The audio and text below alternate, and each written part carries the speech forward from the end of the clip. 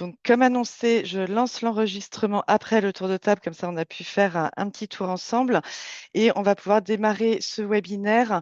Euh, donc, juste pour vous représenter un petit peu le contenu par rapport aux attentes qui ont pu être exprimées, il y a quelques PAT en émergence, en réflexion, d'autres qui veulent aussi se nourrir. C'est justement l'objectif de ces webinaires. Donc, celui-ci est co-organisé avec le CNFPT et le RTES, qui je vais passer la parole très rapidement. Ce que nous vous proposons, c'est de faire un temps d'identification déjà de qu'est-ce que l'ESS, ses acteurs, et notamment sur le domaine de l'agriculture et de l'alimentation. Et puis, on viendra sur trois interventions. Donc, une première pour mieux comprendre les PAT, le cadre réglementaire, mais aussi le réseau des PAT, qui est un des exemples, une illustration de coopération acteurs ESS-institutions. Une expérience aussi autour du PAT du Pays de Fougères, l'eau à la bouche, avec une coopération aussi dans le pilotage. Et enfin, un troisième retour d'expérience sur l'Orient Agglomération avec du coup l'intervention de Pascal Toquer et le PTCE aussi en illustration Madi Co. Bien sûr, vous aurez des ressources en fin de webinaire qu'on va vous présenter avec Chloé du RTES et vous aurez donc le support et l'ensemble des liens de ces ressources-là.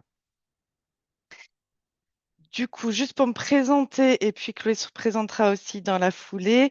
Moi, c'est Lisiane Balanan, donc je suis chargée de mission agriculture, alimentation et ESS à la Crèce Bretagne, également en charge des commerces ESS en milieu rural, si ça en intéresse pour d'autres sujets à venir. Je vais vous représenter très rapidement la CRES. L'idée, c'est pas de passer du temps là-dessus, mais c'est assez peu connu. Donc, la Chambre régionale de l'économie sociale et solidaire, créée en 95 en Bretagne. Donc, c'est un réseau d'organisations locales. Donc, on a 110 réseaux et organisations. C'est une structure qui est agréée par l'État et le Conseil régional, qui vient du coup en défense et représentation des organisations de l'ESS, en observation aussi des entreprises de l'ESS. Donc, on a un observatoire régional qui permet d'avoir un regard sur l'emploi, les filières, les conjonctures, sujet d'actualité, mais aussi toutes les actions de promotion, de sensibilisation, de plaidoyer de ces structures-là. Très rapidement, l'écosystème breton de l'économie sociale et solidaire, c'est simplement pour vous montrer aussi qu'il y a un intervenant, un interlocuteur dans l'ensemble de vos territoires. Je ne vais pas y revenir parce qu'on est aussi en restructuration, que vous aurez aussi des actualités cette année, dans les 2 années à venir. Mais voilà, il y a aujourd'hui une structuration avec un pôle ESS à peu près dans chaque pays breton actuel. Et comment nous intervenons au niveau de la Chambre régionale? Eh ben, déjà, nous avons une stratégie régionale ESS, donc qui est élaborée avec l'État et la région, qui est sur une durée de 4 ans, et une conférence régionale qui a lieu tous les 2 ans, qui permet de faire le point justement avec l'État et la région, puisqu'on est toujours dans cette co-organisation. Je vous laisserai de toute façon les diapos, donc je ne vais pas appuyer plus là-dessus et je vais passer la parole à Chloé pour le RTES. Oui, bonjour à toutes et tous. Merci Liliane. Donc, Chloé Séché, je suis déléguée générale adjointe au RTES, le réseau des collectivités territoriales pour une économie solidaire. On co-anime effectivement ce cycle de webinaires avec la Crèce Bretagne depuis longue date et puis d'autres partenariats en Bretagne et dans d'autres régions avec les Crèces très fréquemment. Donc, le RTES, c'est un réseau qui a été créé il y a 20 ans par les premiers élus en charge ayant une délégation à l'économie sociale et solidaire. Et aujourd'hui, c'est près de un peu plus de 190, je vois que les chiffres là sont pas tout à fait à jour, mais un peu plus de 190 collectivités adhérentes. Je crois que la cartographie n'est pas très visible, mais en tout cas, la particularité du RTS, c'est de réunir des régions, des départements, des intercommunalités et des communes, puisque tous ces adhérents partagent une vision commune de l'économie sociale et solidaire, à savoir une économie qui, d'une part, peut répondre à tout un ensemble d'enjeux que traversent les territoires et surtout une façon dont les collectivités territoriales peuvent s'en emparer, pas uniquement au travers de politiques publiques dédiées, mais bien en transversalité de l'ensemble de leurs compétences. Le RTE, c'est un réseau qui permet aux collectivités adhérentes de partager leurs bonnes pratiques. On organise des temps d'échange, des temps de formation en direct ou en partenariat comme aujourd'hui. On crée de la ressource, beaucoup de ressources accessibles en ligne. On aura l'occasion d'y revenir, mais voilà, n'hésitez pas à vous balader sur le site du RTES. Et on travaille sur différents sujets. Et donc, depuis 4 ans maintenant, on a engagé un travail sur alimentation durable et économie sociale et solidaire. L'idée étant, comme à chaque fois dans les travaux du RTS, de mettre en évidence à la fois la façon dont les structures de l'économie sociale et solidaire peuvent apporter des réponses concrètes et innovantes aux collectivités territoriales, en l'occurrence sur les questions d'alimentation durable, et quels sont tous les leviers d'action dont disposent les collectivités territoriales pour travailler en partenariat avec ces structures et répondre aux enjeux de territoire. Pour information, donc on est là plutôt sur la dimension alimentation durable. Bien sûr, on y aborde des questions d'agroécologie, d'agriculture, mais ce n'est pas le cœur du sujet. On travaille actuellement sur un autre chantier Tresson en lien avec l'Avise. On aura d'ailleurs l'occasion de revenir en Bretagne, en parler en partenariat avec la CRES en janvier, sur vraiment agriculture et ESS, comment les collectivités territoriales peuvent agir en partenariat avec ces structures. Pourquoi on s'est intéressé à l'alimentation durable? C'est vrai que voilà, c'est quand même, vous le savez sans doute les uns les autres, mais c'est un champ très récent de l'action publique, hein, qui finalement était jusqu'ici plutôt, enfin, qui a très longtemps été plutôt pris en main par l'État et l'échelle européenne. Et puis il y a eu voilà, petit à petit une prise en main par les collectivités territoriales qui a été très fortement accélérée finalement par le Covid, la crise du Covid-19, et qui a vraiment engagé le développement de politiques publiques locales, de transition, de résilience alimentaire, et avec vraiment une volonté de faire changer sur beaucoup de territoires la façon de pouvoir répondre aux enjeux d'alimentation, à la fois très directement sur des questions de restauration collective, mais plus largement. Et là-dessus, on va largement y revenir aujourd'hui, mais la loi sur de mise en place des PAT a aussi très fortement accéléré le mouvement. On aura l'occasion d'y revenir, j'en dis pas plus sur le RTS. Mais est-ce que tu peux nous dire par contre, qu'est-ce que c'est l'ESS? Tout à fait. En quelques mots, alors encore une fois, voilà, j'ai entendu j'ai bien écouté le tour de table. Certains d'entre vous connaissent peu le SS. Je pense qu'il y en a aussi pas mal qui connaissent bien, donc on va aller assez vite là-dessus. Surtout, n'hésitez pas s'il y a des incompréhensions à nous poser des questions. Donc l'ESS, qu'est-ce que c'est? Déjà, c'est un mode d'entreprendre. On entend parfois l'ESS, c'est un secteur. Non, l'ESS, c'est pas un secteur, c'est vraiment un mode d'entreprendre en collectif qui intervient sur justement tous les secteurs d'activité. On dit économie sociale et solidaire. Un point important aussi qui parfois porte à confusion, le social d'économie sociale et solidaire est justement pour la dimension collective et pas pour la dimension réponse à des enjeux sociaux. Donc évidemment, l'ESS intervient dans le secteur social, mais pas uniquement et loin s'en faut. Donc les structures de l'ESS, elles remontent au 19e siècle, mais dans la loi ESS de 2014, du 31 juillet 2014, qui a structuré un mode d'entreprendre collectif qui était relativement, qui avait différentes familles et qui les a rassemblés, et qui leur a donné une définition commune en France. Et en fait, c'est intéressant parce que c'est aussi un mouvement européen et international. Je veux bien que tu reviennes juste avant sur les principes que partagent les structures de l'ESS. Donc, les structures de l'ESS ont en commun une non-lucrativité ou une lucrativité limitée. Donc, c'est-à-dire que les bénéfices réalisés par l'activité sont tout ou partie réinvestis dans le projet, qui ne sont pas partagés par certaines personnes.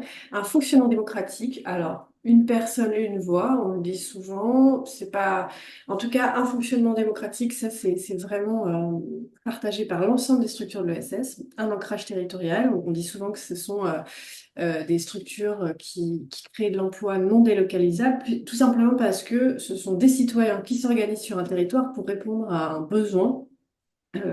Et donc, ça garantit aussi la création de valeur et le maintien de cette valeur créée sur le territoire et une réponse très concrète aux besoins des habitants et du territoire.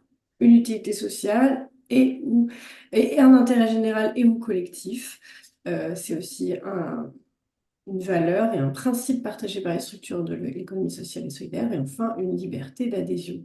Tout ceci, vous les retrouvez, si vous voulez rentrer dans les textes, dans l'article 1 de la loi AVSS de 2014.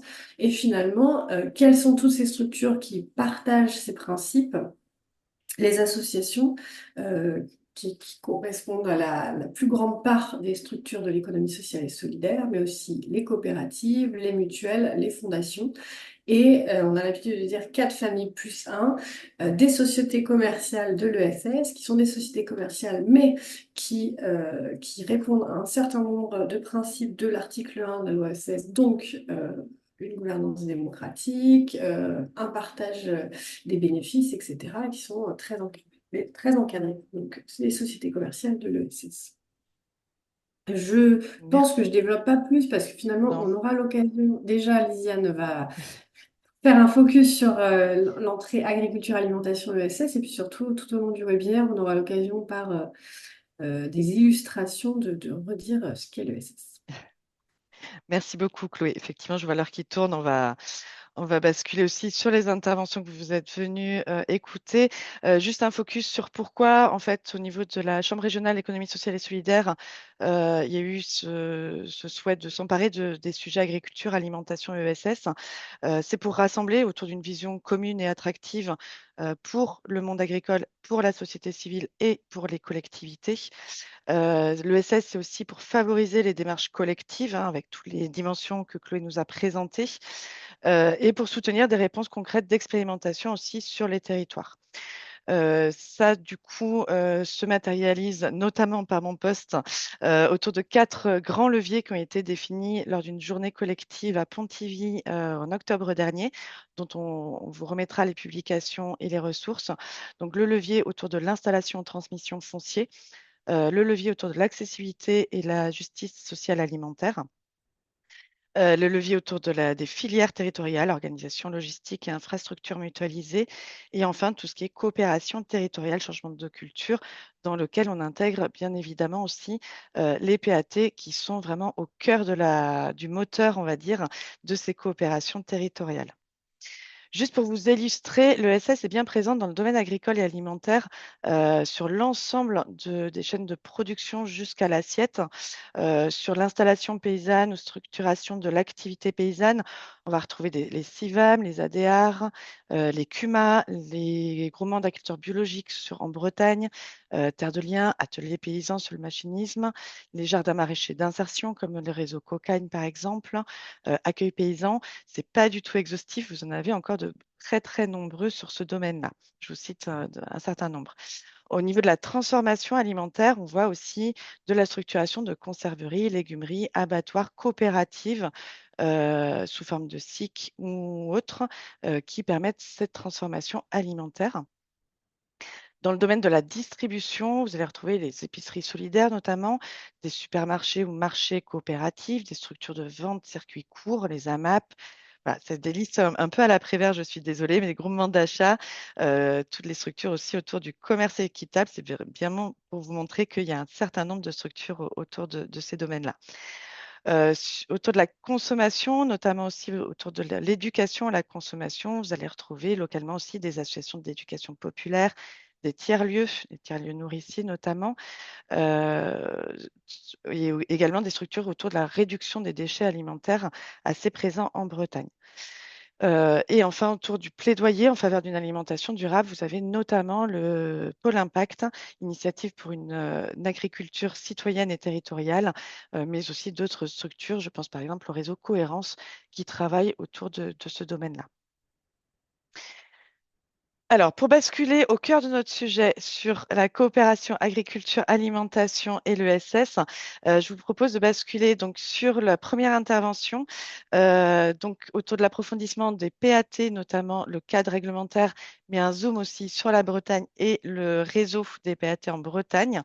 Alors, nous devions avoir Alexandra Marie Moncourget qui est au service régional de l'alimentation à la DRAF qui nous a prévenu qu'elle ne pourrait malheureusement pas intervenir, mais qui s'est bien préparée avec Laurence Gravel de la FR-CIVAM, qui va du coup pouvoir nous présenter l'ensemble de ces éléments-là. Donc, je vais lui donner la parole et puis ne vous inquiétez pas, n'hésitez pas à mettre vos questions dans le chat comme je vous ai présenté. Et il y aura un petit temps aussi de questions de compréhension et un temps un peu plus important en fin de webinaire pour vraiment échanger avec l'ensemble des interventions. À toi, Laurence. Merci Lisiane. Du coup, ça illustre déjà un peu la coopération ESS institution dont il est question. Je vais donc présenter rapidement dans un premier temps un peu approfondir sur l'EHPAD comme dispositif et puis parler de ce qui se passe en Bretagne et notamment du réseau pour terminer vraiment sur ce qui importe dans ce webinaire, à savoir ce que permet cette coopération entre une structure de l'ESS dont je suis, donc la FR-CIVAM Bretagne, et puis les institutions qui sont pilotes du réseau des PAT de Bretagne. Donc, tu es entré tout de suite sur le programme national de l'alimentation, mais je fais un petit défocus pour prendre un peu la suite de ce que Chloé disait du RTES, que la question alimentaire et agricole, elle était plutôt portée à l'échelle européenne, voire mondiale, il y a de ça quelques temps, et que c'est relativement nouveau que ces questions soient traitées par les collectivités territoriales. Et du coup, des petits éléments historiques avant d'arriver sur le programme national de l'alimentation en soi, vous redire que les PAT, leur origine, c'est aussi faite au niveau de la recherche par des chercheurs-chercheuses qui s'intéressent sur les questions alimentaires et agricoles, qui ont formulé autour du thème système alimentaire territorialisé le fait de regarder ces questions, de s'intéresser aux questions alimentaires et agricoles sur un territoire et de se dire que pour qu'on développe et qu'on redéploie, qu'on reterritorialise l'alimentation, il y avait un intérêt à le faire à une échelle territoriale et à mettre en lien tous les acteurs de la chaîne alimentaire que vous a nommé Liliane tout à l'heure. Et du coup, c'est dans les années 90 et vers les années 2000 que l'État français s'est dit qu'il avait besoin justement de retravailler cette question et que sont arrivées les politiques sur les questions alimentaires et agricoles je dirais, décentralisées. Donc, c'est vraiment dans les années 90 que ça s'est fait. Et c'est là que petit à petit, à travers les réflexions et les mises au travail de l'État sur la question, que le Programme national pour l'alimentation, le PNA, est arrivé donc formellement en 2010. Et je vous le nomme rapidement, vous le voyez sur l'affiche. Actuellement, on s'inscrit dans le PNA 2019-2023, même si on est en 2024, je vous redis pourquoi. Et celle-ci se déploie en 3 axes thématiques: justice sociale, lutte contre le gaspillage alimentaire et l'éducation alimentaire. Et vous voyez au centre de l'affiche, là, 2 axes transversaux. Moi, je traduirais ça par 2 outils principaux à travers lesquels tout ça se déploie: la restauration collective et les PAT, les projets alimentaires territoriaux. Et si on est encore dans la programmation de 2019-2023, c'est que en ce moment, il y a le déploiement techniquement de la stratégie nationale de l'alimentation, nutrition, climat. C'est comme s'il y avait une autre politique publique au-dessus du PNA. Et on l'attend depuis quelque temps, mais elle n'est pas encore sortie, notamment avec tout le remaniement ministériel qu'il y a eu cette année. Donc, on sait que la PNA doit s'ancrer sur cette nouvelle politique, mais on l'attend pour que les choses se fassent. Donc, ce programme dans lequel on est déjà inscrit, en fait, il va s'allonger sur 2024, voire 2025. Et la nouvelle programmation, le nouveau PNA dans lequel les PAT sont inscrits, on n'en aura pas de nouvelles avant un petit moment. Donc ça, c'était un peu le dézoom. Voilà. Là-dessus, que voulais-je vous dire? C'est tout. C'est tout, c'est tout. Donc ça, c'est, disons, la politique chapeau dans laquelle s'inscrit les PAT. Et donc, entrons dans les PAT. C'est donc donc projet alimentaire territorial. On invite les collectivités territoriales à engager une démarche collective dans laquelle elle invite tous les acteurs qui sont concernés de près ou de loin par les questions alimentaires et agricoles. C'est-à-dire que c'est une concertation, une démarche de concertation autour de laquelle il doit y avoir une gouvernance partagée et à travers laquelle on part d'un diagnostic qui doit également être partagé et dans lequel on va identifier les leviers, ce qui n'existe pas, et au bout duquel un plan d'action doit être mis en place. Et c'est à travers ces actions que tous ces acteurs mettent les choses en place. Donc, vous voyez au centre de cette fiche PowerPoint, la question du diagnostic, elle arrive dès le démarrage parce qu'il est demandé au PAT de faire un état des lieux et un état des lieux commun, c'est-à-dire de rendre visible toutes les différentes dimensions de la production à l'assiette et que techniquement, dans le cadre de ce diagnostic-là, tous les acteurs doivent être interpellés à un moment ou à un autre. Après, les PAT, on l'a vu, c'est une politique publique relativement jeune, elle a 10 ans. Et donc, petit à petit, les collectivités ou les structures qui s'en saisissent et qui les pilotent font au mieux avec les acteurs qui sont en leur visibilité et de plus en plus accueillent de plus en plus nombreux. Mais aujourd'hui, on constate effectivement que dans les PAT, il y a un vrai enjeu à ouvrir davantage et la gouvernance et les acteurs qui sont impliqués. C'est tout un défi. Et c'est là où il y a tout l'intérêt de cette question du travail de coopération entre les acteurs de l'ESS et les institutions publiques et les autres acteurs privés.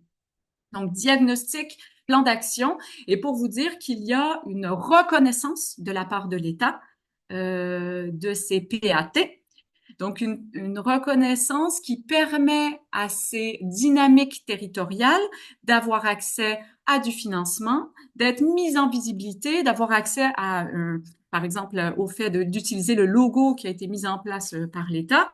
Donc, un projet alimentaire territorial qui est reconnu doit répondre à des dossiers de labellisation de niveau 2, de niveau 1, pardon, et de niveau 2, pour qui lui permettent d'avoir accès donc à ces financements, mais aussi de structurer, de mettre en visibilité, ce qui ne veut pas dire que c'est obligé. Aujourd'hui, un territoire qui a des démarches alimentaires territorialisées n'ont pas l'obligation d'être reconnu par l'État.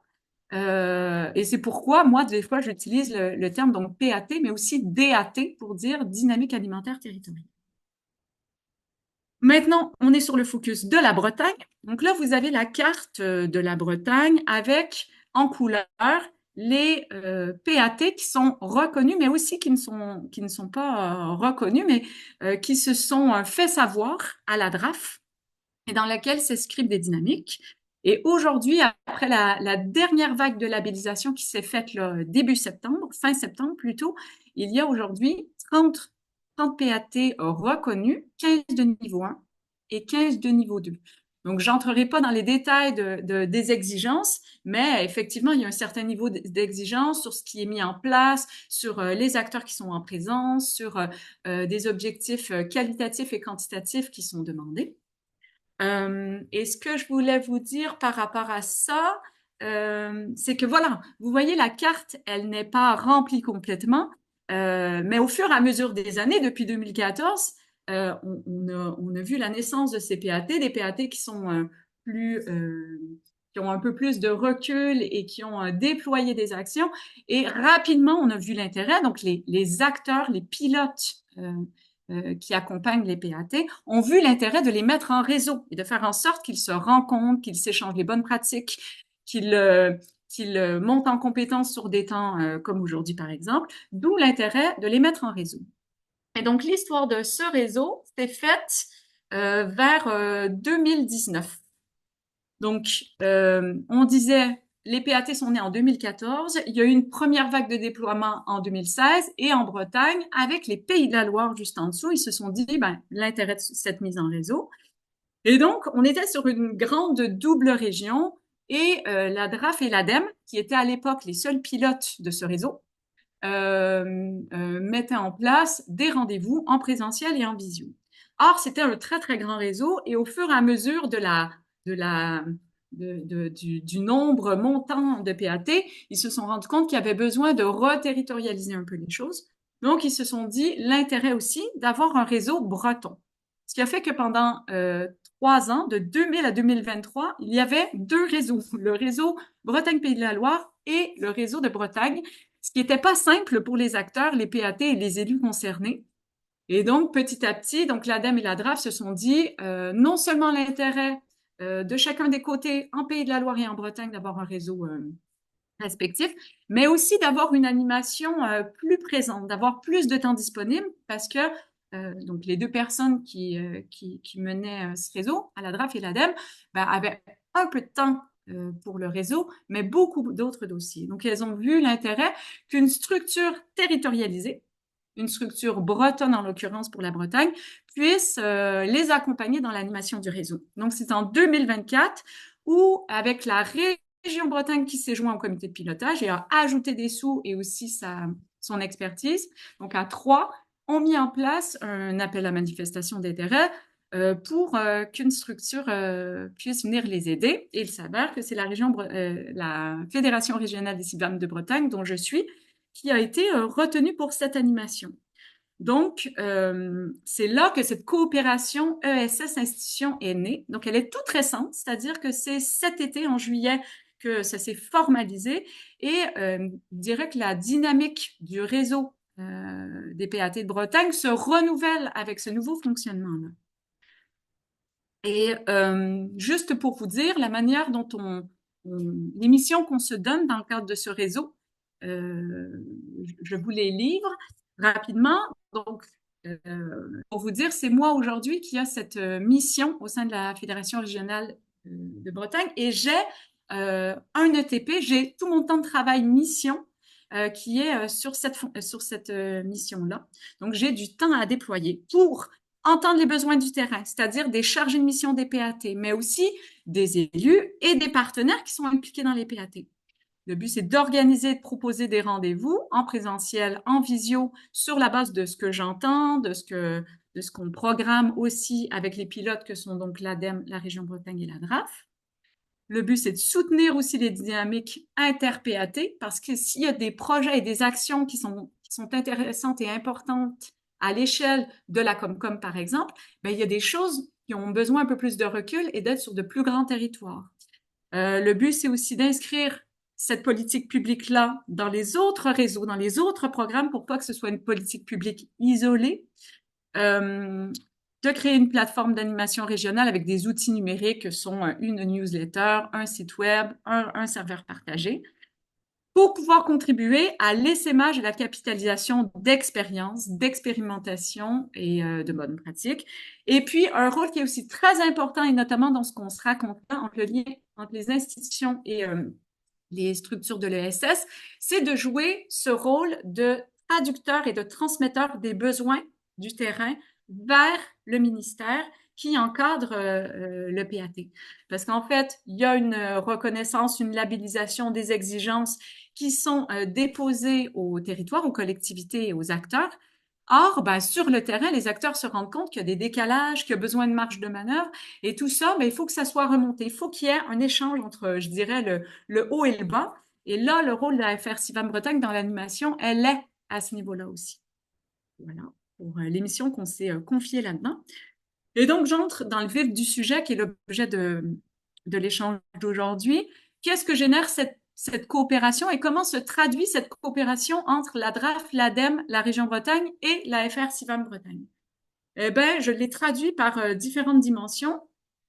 Cette coopération se traduit dans notre pilotage, c'est-à-dire dans notre rendez-vous entre quatre structures que j'ai appelé un pilotage marbré, c'est-à-dire que on ne fonctionne pas pareil, on n'a pas le même regard sur les PAT, on n'a pas les mêmes compétences et connaissances, et du coup, dans notre rencontre, ça nous oblige à nous coordonner, à se donner des temps de réunion coordonnés dans une vraie régularité.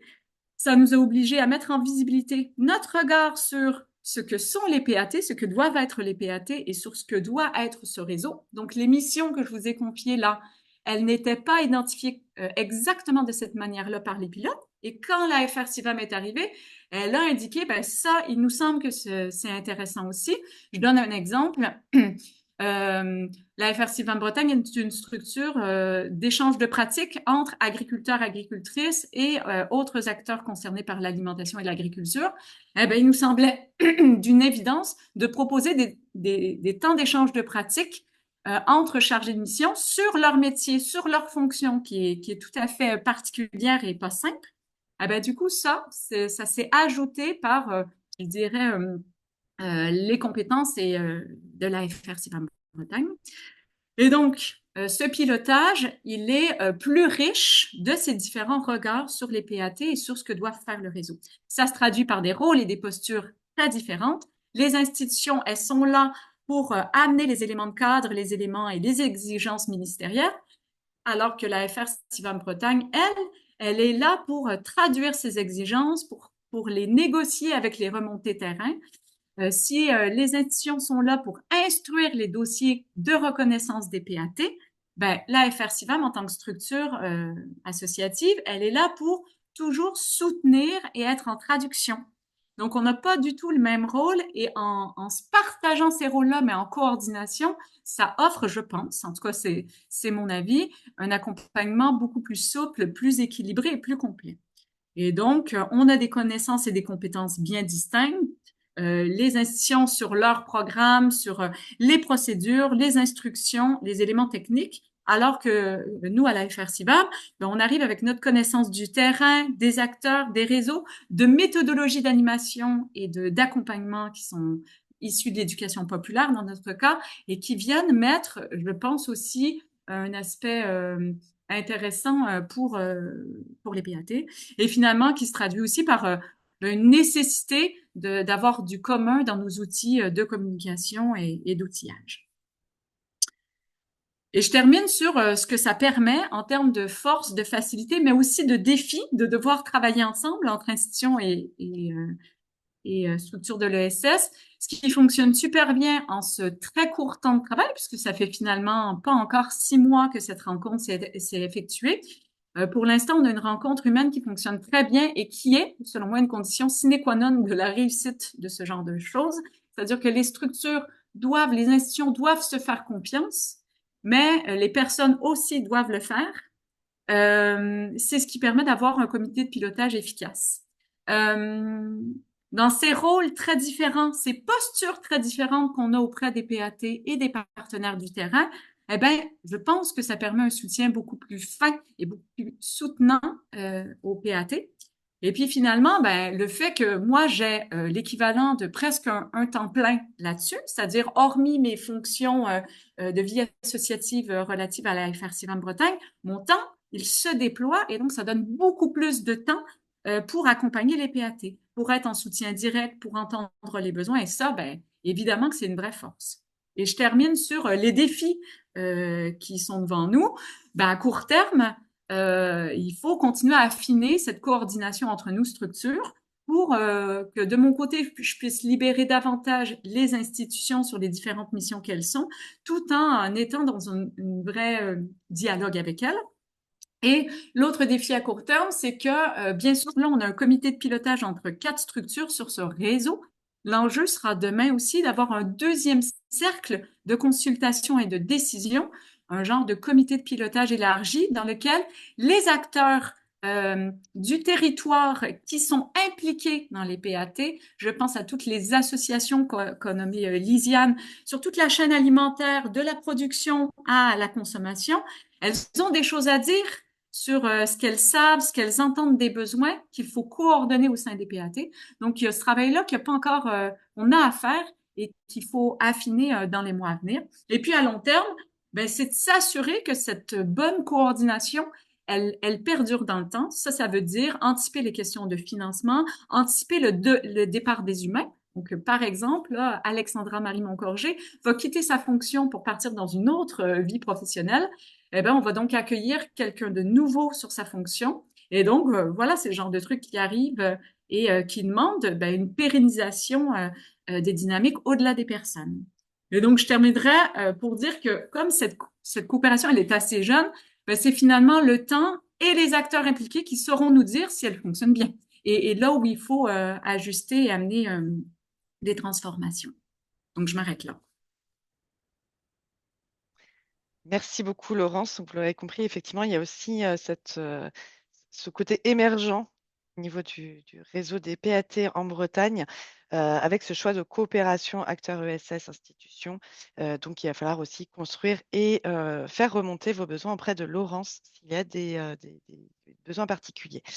Étant donné que le prochain témoignage va être également sur un exemple un peu plus concret, concret, plus de terrain, de retour d'expérience d'un PAT, je vous propose de continuer directement avec Marie-Claire Boucher et Marie Béra du Pays de Fougères pour illustrer ces éléments-là. Si vous avez des questions à Laurence en particulier, n'hésitez pas à les mettre dans le chat et on prendra un temps en trio, en réponse trio, en fonction des questions auprès de Laurence, de Marie-Claire ou de Marie. Et donc, du coup, je vais passer la parole directement euh, à Marie-Claire et Marie du Pays de Fougères. Bonjour. Merci beaucoup, Laurence. Donc voilà, nous on va vous présenter rapidement où on en est aujourd'hui dans notre PAT. Vous m'entendez? Vous m'entendez, oui? Oui, oui, très bien. Pardon. C'est bon, c'est parfait. Donc ça fait, enfin, au niveau du territoire, ça fait un petit moment on s'est penché sur le sujet. On a eu donc justement entre les années 2010-2020 un travail sur la question de l'alimentation. Le pôle ESS était assez central déjà sur le sujet et avait à l'époque contribué à monter un réseau de producteurs qui s'appelait Saveurs au Gallo, qui n'existe plus aujourd'hui, mais qui a été un bon embryon pour regarder un petit peu aujourd'hui les possibilités d'avoir des productions locales. Et avec déjà des premiers... Enfin, là le réseau était plus tourné vers les habitants. Et depuis, on l'a plus réfléchi par rapport aux restaurations collectives. C'est ça qui nous a emmenés dans notre PAT.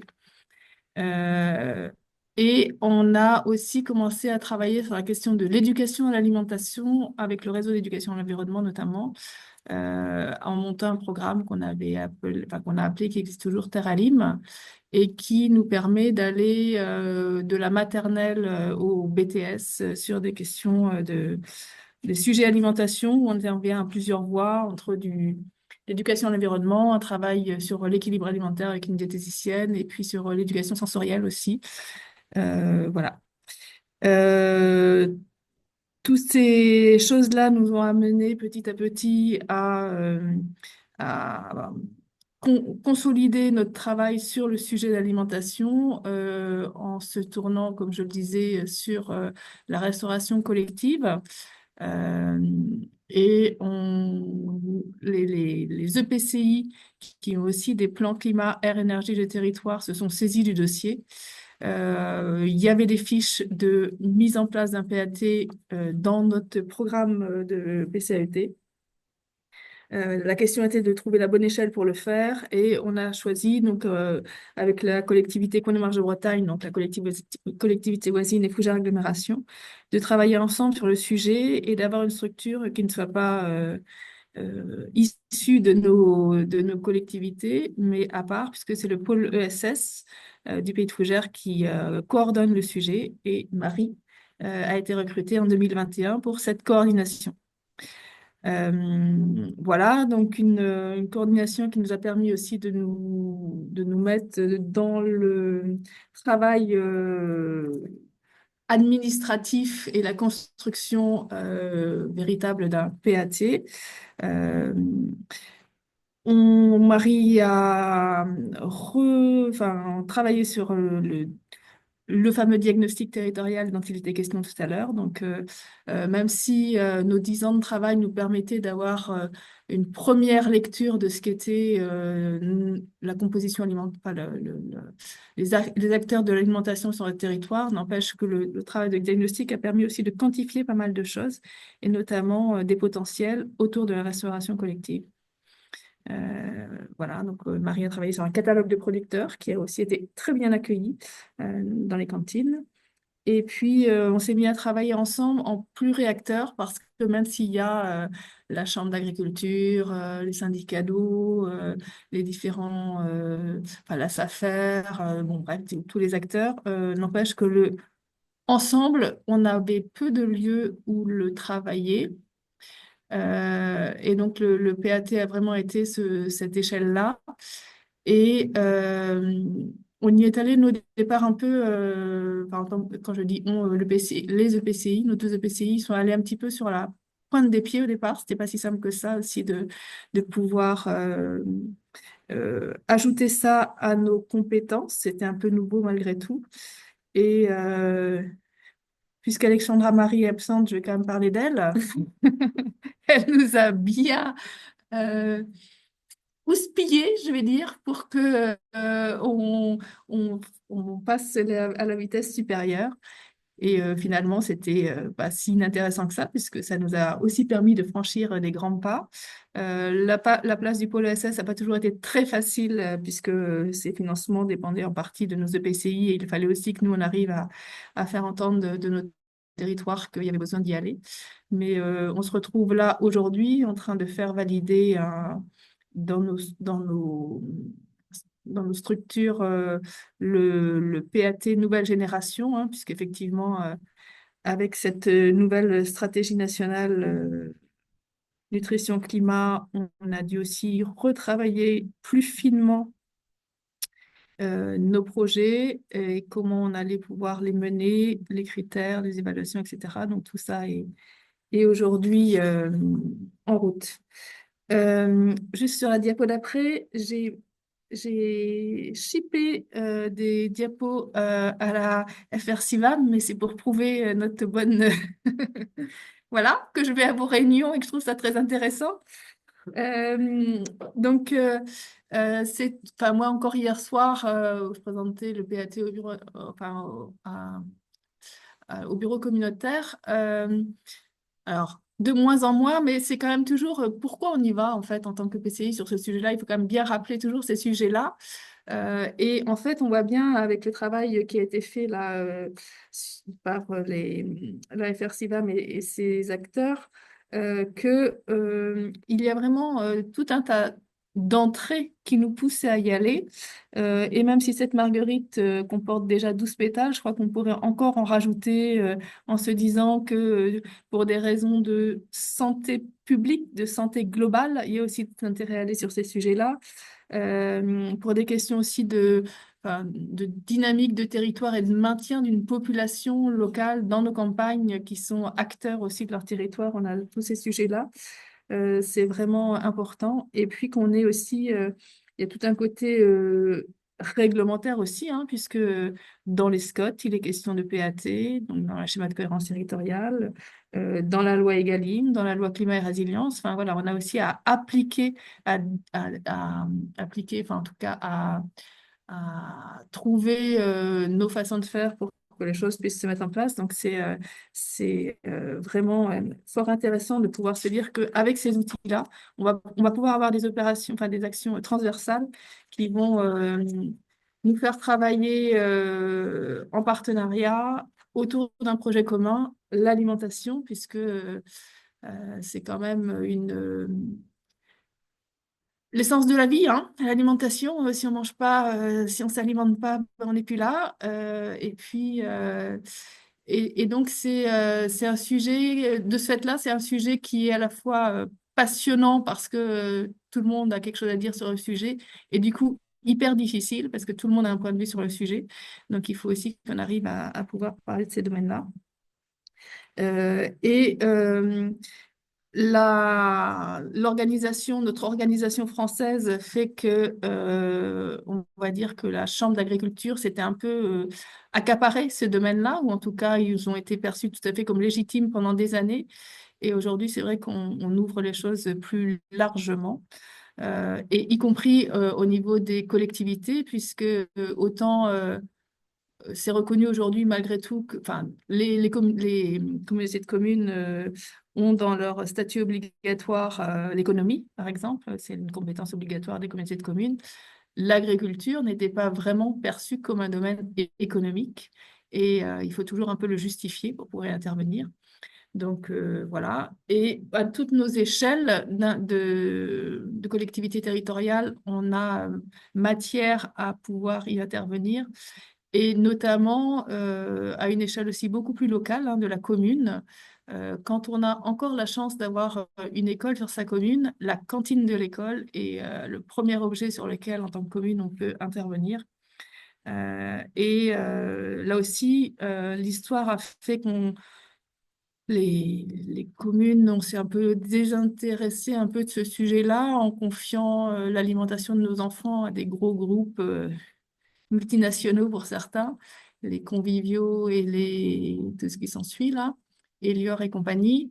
Quand on peut relocaliser aussi ce sujet-là, ça amène aussi vraiment à une toute autre vision du territoire, de la place de l'agriculture et le rôle nourricier du territoire est vraiment très intéressant à regarder.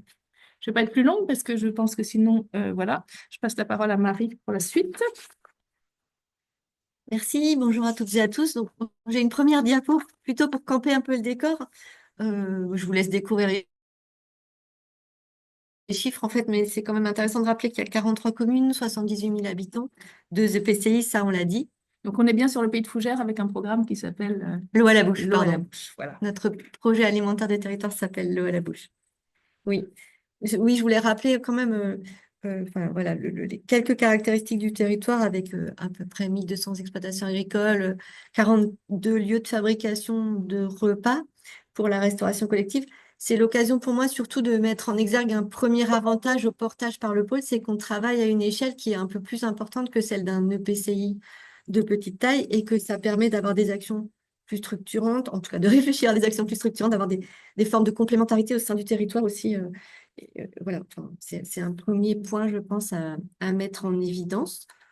Je ne m'étends pas sur cette question, sur cette diapo de Si, présentation peut-être des là, quand chiffres. même. Juste, ce qui est Ah oui, intéressant, juste voir pour rappeler sur que oui, celle-là. on a à peu près 68 000 hectares de SAU et qu'on avait calculé que pour subvenir aux besoins d'approvisionnement de la restauration collective, on avait besoin de 1500 hectares. Donc, c'était aussi un élément intéressant qui nous a permis de poser un peu les choses au lancement de la démarche. Ce qui veut dire que c'est possible. Ça rend vraiment les choses très concrètes et très faisables, quoi. Alors, une diapo pour présenter le programme d'action qui d'emblée, par obligation, j'ai envie de dire, était transversal et très intégrateur en fait des différentes politiques publiques qui étaient déjà en route sur le territoire. Bon, les thématiques, elles sont assez classiques hein, dans un PAT. Mais voilà, la particularité, c'est qu'il y a un certain nombre d'actions qui sont mises en œuvre directement par le PAT et d'autres qui sont portées par d'autres acteurs. Donc, on a une maîtrise d'ouvrage en fait multiple dans ce PAT. Donc, vous voyez les actions qui figurent en noir, elles sont mise en œuvre par le pôle ESS. Et puis, je me suis peut-être trompée, j'ai dû faire un lapsus il y a 2 secondes. Il y a des actions qui sont portées directement par le pôle ESS et d'autres qui sont portées par d'autres intervenants. Donc, celles qui sont en noir sont portées par le pôle et celles qui figurent en grisé sont plutôt portées par d'autres organisations du territoire. Donc, effectivement, le pôle ESS, il est présent sur la coordination, l'animation, bien sûr, aussi sur tout le volet justice sociale alimentaire. Enfin, notre positionnement et nos statuts et nos actions, nos activités classiques, nos attributions classiques nous ont permis d'aller très vite sur ce champ-là, en fait, en mobilisant à la fois l'ensemble des associations qui œuvrent à l'échelle du territoire sur la question de la précarité alimentaire, mais aussi en mobilisant un groupe de citoyens, par exemple, pour réfléchir sur la question de sécurité sociale alimentaire. Euh, on est aussi en lien, enfin, on intervient aussi directement sur la question de l'approvisionnement de la restauration collective. Par contre, tout ce qui concerne la valorisation des déchets, la lutte contre le gaspillage, etc., c'est plutôt confié au SMICTOM. Tout le volet aussi changement de pratique agricole et on s'appuie évidemment sur les actions classiques des syndicats de bassin versant et des syndicats de production d'eau, en déployant aussi, c'est une petite particularité chez nous, le programme Terre de source de la collectivité eau du bassin rennais, en appui avec les organisations professionnelles agricoles classiques, hein, chambres, CIVAM, agrobio, etc. Mais par contre, c'est le pôle ESS qui va piloter à partir de 2025 une petite action de coordination de l'installation et de la transmission agricole. Donc, on s'inscrit en fait en complémentarité de l'existant, là où il y a pour l'instant un vide. Voilà, sur cette question d'études de cas très précises et de coordination territoriale de l'installation et de la transmission, c'est plutôt le pôle qui va prendre le relais. Toutes les questions, toutes les actions d'éducation à l'alimentation, les programmes pédagogiques, les animations grand public sont plutôt menées par un autre réseau associatif qui est le réseau d'éducation à l'environnement du Pays de Fougères. Donc là aussi, c'est un des gros piliers de notre PAT, historique aussi hein, sur le territoire. Et enfin, il y a ce que je voulais dire aussi à partir de cette diapositive, c'est que On a une forme de souplesse aussi entre les deux EPCI. Vous voyez, par exemple, l'action D4, filière biologique du paumé, c'est quelque chose qui est plutôt porté par un des deux EPCI. Marche de Bretagne n'est pas Fougerolles pour l'instant. Et voilà, ça permet de mettre en évidence aussi le fait que notre PAT, il n'est pas uniforme en fait sur l'ensemble du territoire, mais qu'on s'adapte en fait en fonction des priorités politiques et aussi des contextes très différents, par exemple en matière de restauration collective entre les deux territoires. Donc, voilà, c'est quelque chose de, voilà, on est plutôt dans une forme de souplesse. En termes de pilotage, on a tiré les leçons des 3 premières années de notre PAT, où on avait un comité de pilotage dans lequel figuraient les deux EPCI au même titre que l'ensemble des autres partenaires et maîtres d'ouvrage du territoire. Et on a vu, en fait, on s'est heurté à des problèmes de circuit de décision, en fait. En fait, c'était pas possible d'avoir... Le comité de pilotage ne pouvait pas être décisionnaire, tout simplement parce que les décisions n'avaient pas été entérinées par les deux EPCI. Donc, on a tiré les leçons de ce premier mode de fonctionnement. Et dorénavant, on fonctionne avec un comité stratégique. Donc, on a un pilotage beaucoup plus intégré, en fait, entre le pôle ESS et les deux EPCI. Avec les choses remontent dans les deux EPCI, voilà, sont entérinées dans les EPCI. Et après, on va en comité de pilotage ou en comité technique pour déployer la mise en œuvre, parler de comment on fait, etc. Mais voilà, les grandes orientations sont prises dans ce comité stratégique. Ça ne veut pas dire qu'on ne s'inspire pas, bien sûr, de l'ensemble des attentes, des besoins, des envies de nos partenaires, mais en tout cas, il y a une première étape de validation interne à ce trio-là. Et puis après, on a aussi l'échelon de la communauté du système alimentaire territorial qu'on appelle comité de suivi ou communauté. On réunit, il faut bien le dire, un peu moins souvent, mais voilà, on a aussi on ne perd pas de vue cette nécessité en fait d'informer plus largement l'ensemble des acteurs du territoire, avec les groupes d'habitants, les PAT voisins, etc. Quelques traits voilà, quelques spécificités peut-être qui tiennent au fait que le PAT, l'eau à la bouche, est porté par un pôle ESS. C'est d'abord une forme d'agilité en fait. Je peux citer un exemple en fait quand les acteurs du territoire nous ont demandé de faire un catalogue des producteurs qui commercialisent avec la restauration collective, on a été en capacité de le sortir 4 mois après parce que voilà, on n'avait pas de questions de budget à définir, ou en tout cas, on a pu s'adapter très vite, prendre une stagiaire en master ESS qui nous a fait très rapidement ce catalogue et 4 ou 6 mois plus tard, il était opérationnel. C'est une forme d'agilité qui est plus importante qu'au sein d'un EPCI. Je pense qu'il n'y a pas de... Il n'y a pas photo. Il n'y a pas de secret autour de ça. On a aussi une capacité à s'adresser à tous les acteurs. Là aussi, on n'a pas de filtre. En fait, dès le départ, on a pu s'adresser à l'ensemble des restaurants collectifs, les crèches, les EHPAD, les établissements qui accueillent des personnes en situation de handicap. On n'a pas de question de filtre de compétences ou de choses comme ça. La question de la transversalité, j'en ai déjà parlé. Ça, c'était un peu par obligation. Je veux dire, comme on entrait par un bout de la lorgnette, il fallait bien effectivement qu'on travaille d'emblée avec l'ensemble des autres intervenants sur le territoire. Et là, c'était plutôt une question de légitimité, en fait, à gagner au fur et à mesure, avec effectivement l'importance de réaliser des actions concrètes pour gagner en légitimité, montrer qu'on sait faire. Et voilà. Notre spécificité, bien sûr, en tant que pôle ESS, c'est aussi d'avoir des méthodes coopératives. Alors, même si la participation, c'est quelque chose qui se développe de plus en plus, mais il y a quand même vraiment dans notre manière de travailler et peut-être plus encore dans celle de ma collègue Élie qui travaille sur le volet justice sociale alimentaire, on part vraiment des besoins, des envies du terrain, de ce qui frémit, de ce qu'on sent qui est prêt à partir et on essaie d'agréger autour de ça, de mettre en lien et de pouvoir déployer les actions comme ça. Et on voit aussi dans ce mode de faire l'importance du temps en fait, parce que sur le volet justice sociale, ça a démarré assez vite, cet effet boule de neige et rebondir d'une action sur l'autre. Sur la question de la restauration collective, par exemple, moi, je commence à récolter des fruits au bout de 3 ans. Là, j'ai des communes qui viennent nous chercher, des établissements qui viennent nous chercher pour aller plus loin. Mais ça a mis un peu de temps, justement, pour asseoir cette légitimité. Parce qu'on n'était pas vu comme un service de la collectivité auquel on peut faire appel de manière directe, en fait. Ça commence à émerger. Et puis, le dernier point fort, peut-être, c'est notre capacité à mobiliser les outils de l'ESS et puis à valoriser aussi le métier classique des pôles ESS qui consistent à repérer et accompagner des porteurs de projets. Donc, effectivement, il y a beaucoup de porteurs de projets qui sont en lien avec les dynamiques alimentaires. Donc, ceux-là, on peut les capter aussi, les accompagner, les envoyer dans les bons tuyaux. Et on peut aller, grâce aux outils, enfin, soit en interne au pôle de Fougères, soit en mobilisant des compétences départementales de l'ESS, on peut aller jusqu'à réaliser des études d'opportunité. C'est ce qu'on a fait sur la question logistique ou sur d'autres champs. Et on peut même aller jusqu'à voilà, proposer un accompagnement plus structuré à des porteurs de projets. En fait, on agrège, enfin, on met aussi au service de la dynamique alimentaire les métiers classiques du pôle ESS et ça vient renforcer en fait notre capacité à agir. Voilà, je crois que c'est Marie-Claire qui fait la conclusion. Oui.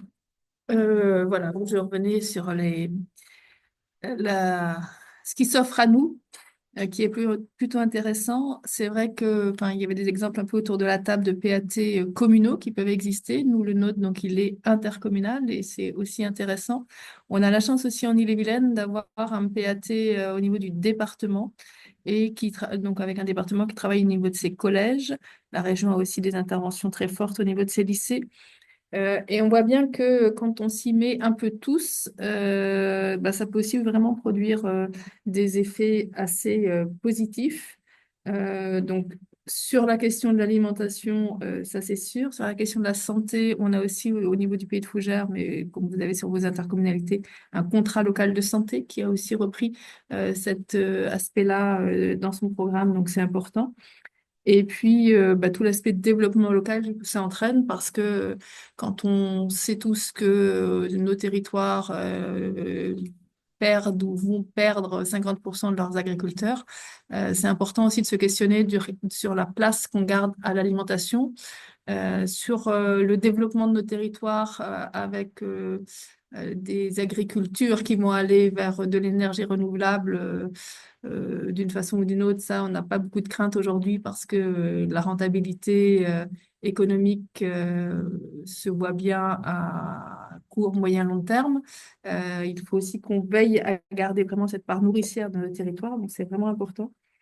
Et donc là, je vais plutôt parler en tant qu'élu sur le volet Bruded, parce que là aussi, donc c'est ce collectif, enfin cette association qui rassemble des communes engagées en faveur du développement durable, on se fait aussi interpeller sur, ben, toujours pareil, notre légitimité à agir sur ces sujets-là. C'est vraiment questionnant en fait de se dire que la place des collectivités dans le développement enfin le soutien ou le développement de l'agriculture, bah, et voilà, est un peu quitté notre domaine d'action légitime.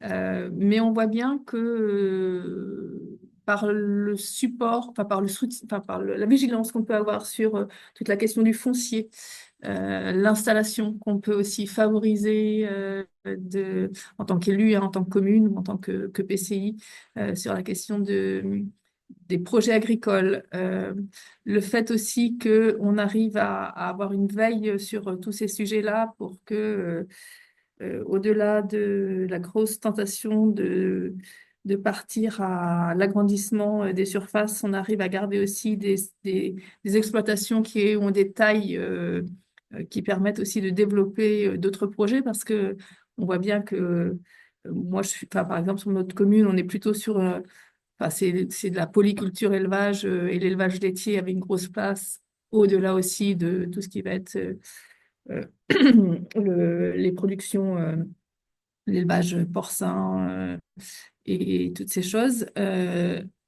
On a oublié en fait qu'on avait des terres qui étaient aussi faites pour nourrir en circuit court et pas qu'en circuit long. Et ça a été tout un travail en fait à pouvoir penser en fait si nos territoires comme des territoires qui peuvent très directement approvisionner les cantines locales, enfin les cantines, les hôpitaux. Enfin c'est encore un grand travail en se disant mais oui en fait potentiellement avec ce qu'expliquait Marie là juste si on avait 1500 hectares de production de ce qui pousse bien chez nous, hein, de la patate ou de la carotte, du chou, enfin voilà, déjà, on arrive à pouvoir nourrir notre territoire et ça change ça change le rapport des habitants, des mangeurs, des citoyens au territoire. Je trouve que c'est vraiment quelque chose qui est hyper important. Merci beaucoup. Merci pour cette belle intervention en binôme collectivité, acteurs ESS, qui nous montre aussi un peu ce travail de longue haleine aussi, hein, de le travail de la coopération, c'est sur du temps long. On a pu voir aussi comme ce que montrait Laurence, les besoins d'ajustement, de réadaptation, d'ajustement aussi dans la coopération, dans le temps, et que du coup, on n'est pas toujours, on a justement cette souplesse de réadaptation permanente entre stratégie, organisation et opérationnalité sur les territoires. Je vais prendre 2, 3 questions. N'hésitez pas dans le chat. Alors, on a une première question sur aujourd'hui, avez-vous des résultats concrets? Donc, j'imagine que c'est pour le pays de Fougères. Des résultats concrets sur quel champ? Parce que ça peut être vaste. Euh, on a des résultats concrets quand Oui, même. c'est Patricia Boja. Oui. Oui, concrètement, la structuration, on la voit, donc vous avez un potentiel, mais donc aujourd'hui, est-ce qu'il y a des cantines qui réellement s'approvisionnent auprès des agriculteurs, enfin les hôpitaux, les collèges, et combien ça représente d'agriculteurs, sur quel type, et également derrière, parce que moi je travaille justement sur cette question-là. Et c'est pas forcément dans le cadre d'un PAT aujourd'hui, mais on voit bien qu'il y a quand même des structurations qui sont pas simples, parce que déjà très organisées. On voit bien les hôpitaux, on voit bien, voilà. C'est de voir un peu. Vous avez vu qu'il y avait un potentiel, mais aujourd'hui, concrètement, est-ce que vous avez voilà des résultats de surface aussi, donc nombre d'agriculteurs de surface qui alimentent justement vos cantines et la restauration collective globale? J'ai pas les chiffres globaux à vous fournir comme ça, mais en fait, ce qui se passe, c'est des petites évolutions en fait un peu partout sur le territoire. Donc là, par exemple, on a un établissement d'accueil de personnes en situation de handicap fonctionnait qui fonctionnait en régie quand je suis arrivée, qui a pris un appui technique peu de temps après parce que gros problème de personnel, etc. Et qui, ça y est en train de repasser sur une volonté de travailler en régie en faisant appel à des producteurs locaux. Voilà, alors c'est pas encore complètement acté, mais ça progresse en fait. Par exemple, pour cet exemple-là, ça progresse grâce à des séances de formation des cuisiniers. Alors voilà, c'est toujours pareil, hein, c'est quand le contexte global est porteur que ça peut évoluer. Il faut une direction qui va dans ce sens-là. Un appui technique pour trouver des producteurs locaux, la formation de la cuisine. Enfin voilà, on est dans ces choses-là. Donc, à différents endroits du territoire, on a ce type d'évolution. La ville de Fougères, elle est engagée déjà depuis plusieurs années là-dedans. Donc, on est en forte progression avec un recours important à des produits locaux. On a une autre petite commune avec une cuisine en régie qui est en train de réfléchir, pareil, à un accompagnement global. Euh, voilà, on a une autre commune qui a laissé tomber son délégataire qui était Convivio pour faire appel à la cuisine centrale de Fougères. Enfin voilà, on a aussi un collège qui a bénéficié d'un accompagnement du département. On parlait tout à l'heure du plan alimentaire départemental, donc un collège qui a bénéficié d'un accompagnement pendant un an et qui est passé, je crois, à plus de 80% de produits bio et local et fait maison. Voilà, donc il y a aussi l'exemple de Saint-Georges qu'on peut citer. Donc évidemment, on n'a pas de... C'est pas révolutionnaire, hein, mais en tout cas, on a des choses qui se remettent en marche, quoi. Alors que quand je suis arrivée, on était encore dans une dynamique, voilà, il y avait encore il y a encore des communes qui ont abandonné la régie pour de la délégation de services. Enfin, voilà, l'idée, c'est de freiner ce mouvement-là et d'étayer, en fait, tous les frémissements au moment où ils se produisent, quoi. Voilà, on a une tendance qui est perceptible. On a quand même l'outil, même s'il est un peu compliqué, de macantine.gouv, qui permet aussi de donner des chiffres, enfin voilà, sur vraiment ce qui se passe. Alors après, le fameux macantine.gouv, même si c'est un outil qui devrait être utilisé tout partout, il l'est pas encore tout à fait. Donc il y a aussi un travail sur ce sujet-là. Mais c'est quand même, enfin voilà, cet outil-là, enfin, il a pour lui de pouvoir d'objectiver les choses et de pouvoir comparer aussi les choses territoire à territoire. Et du coup, on voit. Enfin, pardon. Non, non, il y a eu une petite coupure, mais je te laisse finir et puis je vais peut-être compléter et repasser la parole également. Ouais. Je sais plus, du coup, oui. Et en termes d'installation, de production, enfin, on connaît tous les difficultés un peu de la bio tout de suite.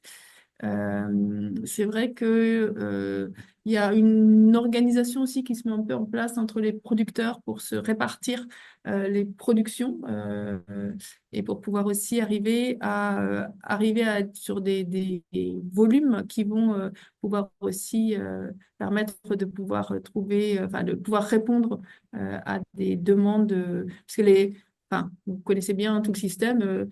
On va pas produire si on n'a pas de marché, si on n'a pas, enfin, si les cuisiniers ils n'ont pas de la production locale, bah, ils vont pas non plus se lancer. Enfin, il y a tout un apprentissage commun à faire ensemble. Donc, toutes les secteurs ou les acteurs sont en marche, là aussi, on va dire, et c'est en train de s'ajuster. C'est un petit peu là-dessus que je voulais rebondir. Effectivement, hein, on voit que du coup, la question est revenue sur le terrain, du coup, année 2020-2021 avec l'embauche de Marie. Donc, en fait, il y a 4 ans de recul. On voit qu'en tout cas, il y a un certain nombre d'actions, de filières ou de leviers d'action qui sont enclenchés et qui commencent à porter leurs fruits. Est-ce que les fruits sont totalement mûrs? On le saura peut-être dans quelques années. Laurence, tu avais aussi une question Et c'était pour complément? prolonger là, ce que vous disiez. Moi, j'ai envie de dire, les PAT, on travaille sur des dynamiques de fond où on demande à des acteurs qui ne se connaissaient pas ou qui se connaissaient de loin à se coordonner. Et du coup, moi, j'ai l'impression qu'il faut rendre visible et il faut rendre honneur à tout le travail euh, qui est finalement très concret, mais assez invisible de se rencontrer, se comprendre, se coordonner. Et tout le travail qui a été fait, par exemple, sur le pôle de Fougères pendant 4 ans, il y a des fruits très concrets que Marie a nommés, par exemple. Mais il y a aussi tout ce qui se cache derrière ça et donc des fois on a de la misère on a du mal à rendre visible et pourtant c'est un travail très important et notamment dans ce qu'on est en train de travailler aujourd'hui, à savoir la coopération avec les acteurs de l'ESS et les institutions. Et d'où l'importance de travailler sur le long terme et que la politique publique puisse se déployer et que les acteurs aient des espaces d'échange comme aujourd'hui. C'est qu'une fois que la table sera mise, qu'il y a du travail de fond qui sera fait et qu'il y aura plus besoin de convaincre autant, qu'il va y avoir une confiance installée, et ben du coup là la synergie elle prend. Donc il y a pour moi un intérêt vraiment à consolider, à soutenir les acteurs que vous êtes les uns les autres dans les institutions et dans les structures de l'ESS, parce que plus on est en confiance, plus on est en confort et plus c'est lisible ce qu'on fait ensemble. Plus une fois qu'on a identifié les problématiques à traiter et les solutions, et plus on est efficace. Mais là, la politique publique, elle est somme toute jeune. Donc, c'est déjà génial ce qui se produit et il faut venir continuer, quoi. En tout cas, et on a tout l'enjeu à rendre visible ce qu'on arrive à faire et les dynamiques. Donc, ça aussi, c'est un enjeu qui est pas simple. Je m'arrête là. On va Oui. reparler effectivement à la fin.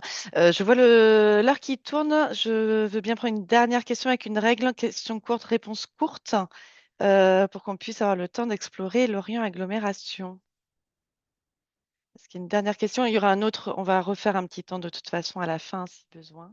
Une petite dernière question, on bascule sur l'Orient, nord-est à sud-ouest.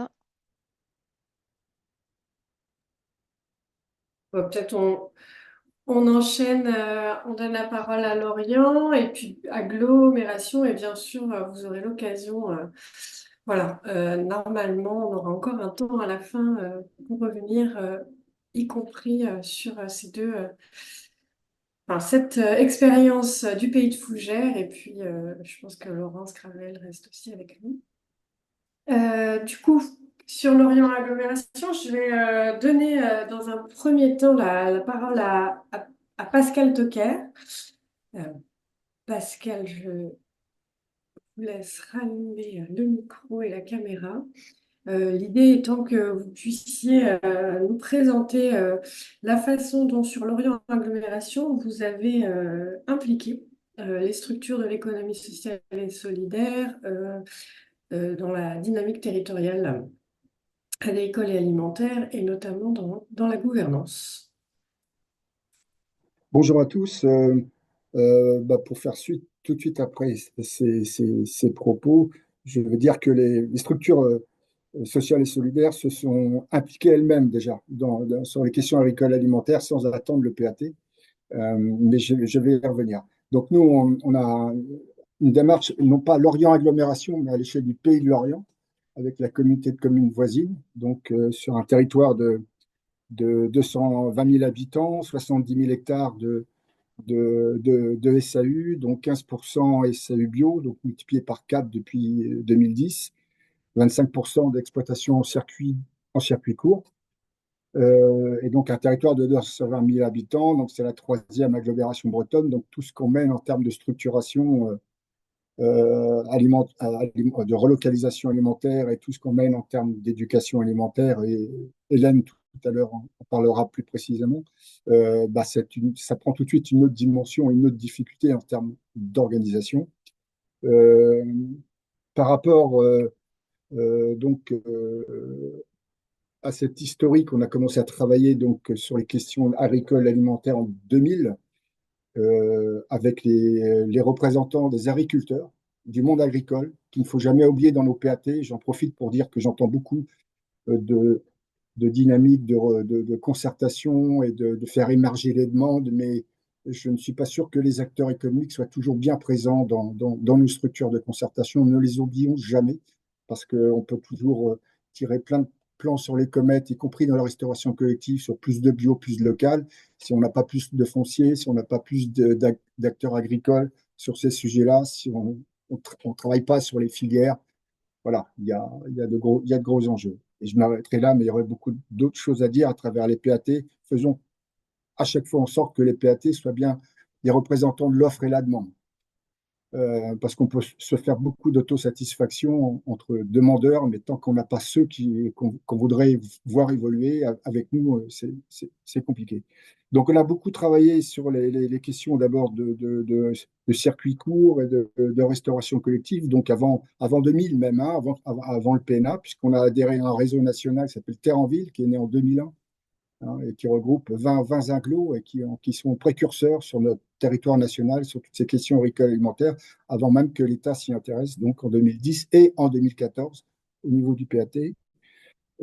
Et puis en 2015, on a précisé notre démarche pour ne pas se contenter de travailler avec les représentants de la profession agricole, toutes mouvances confondues d'ailleurs, hein, tout syndicat, FNSEA, Confédération paysanne, JA, etc., pour élargir notre démarche et intégrer d'une manière un peu plus explicite la notion d'alimentation à travers un PAT et élargir notre démarche auprès du Conseil de développement.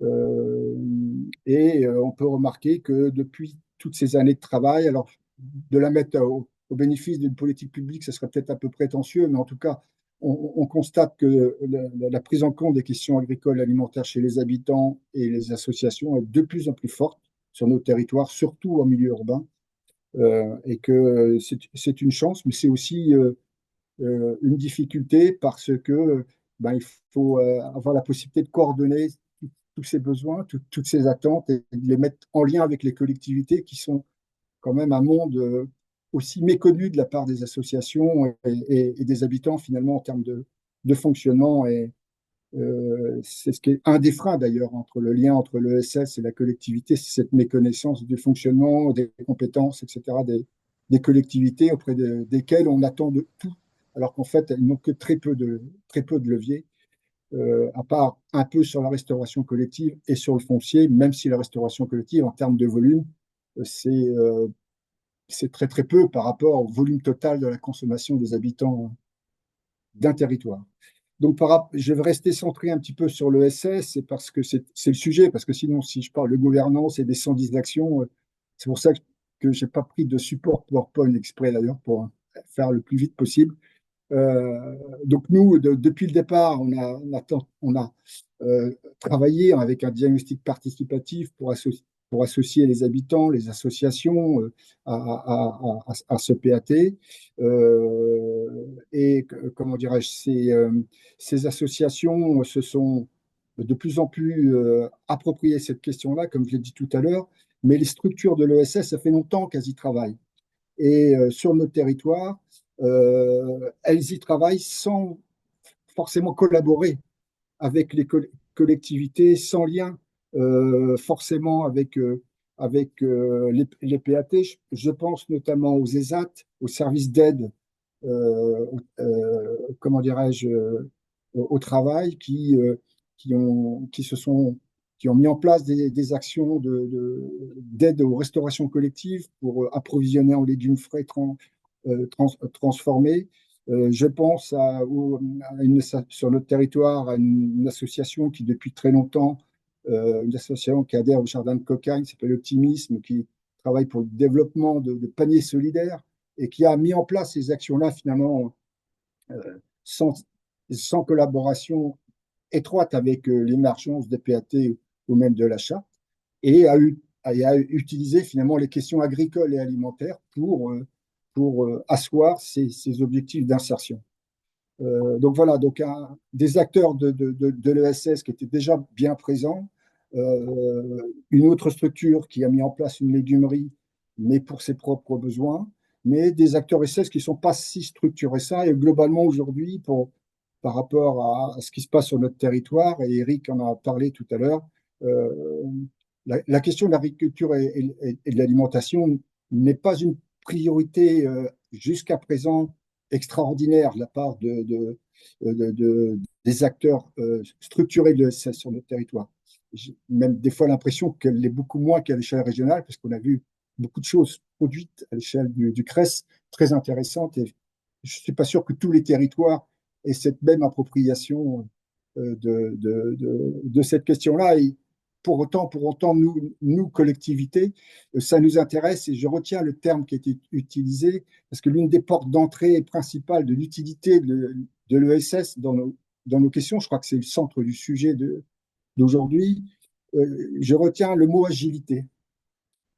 Parce que même si on a tous plus ou moins les mêmes objectifs, je crois beaucoup effectivement à la réactivité des structures et tout ce qui est associatif, effectivement, a un plus vis-à-vis des grosses collectivités comme les nôtres, hein, où il y a un mode de fonctionnement qui rend pas très très rapide un certain nombre d'actions.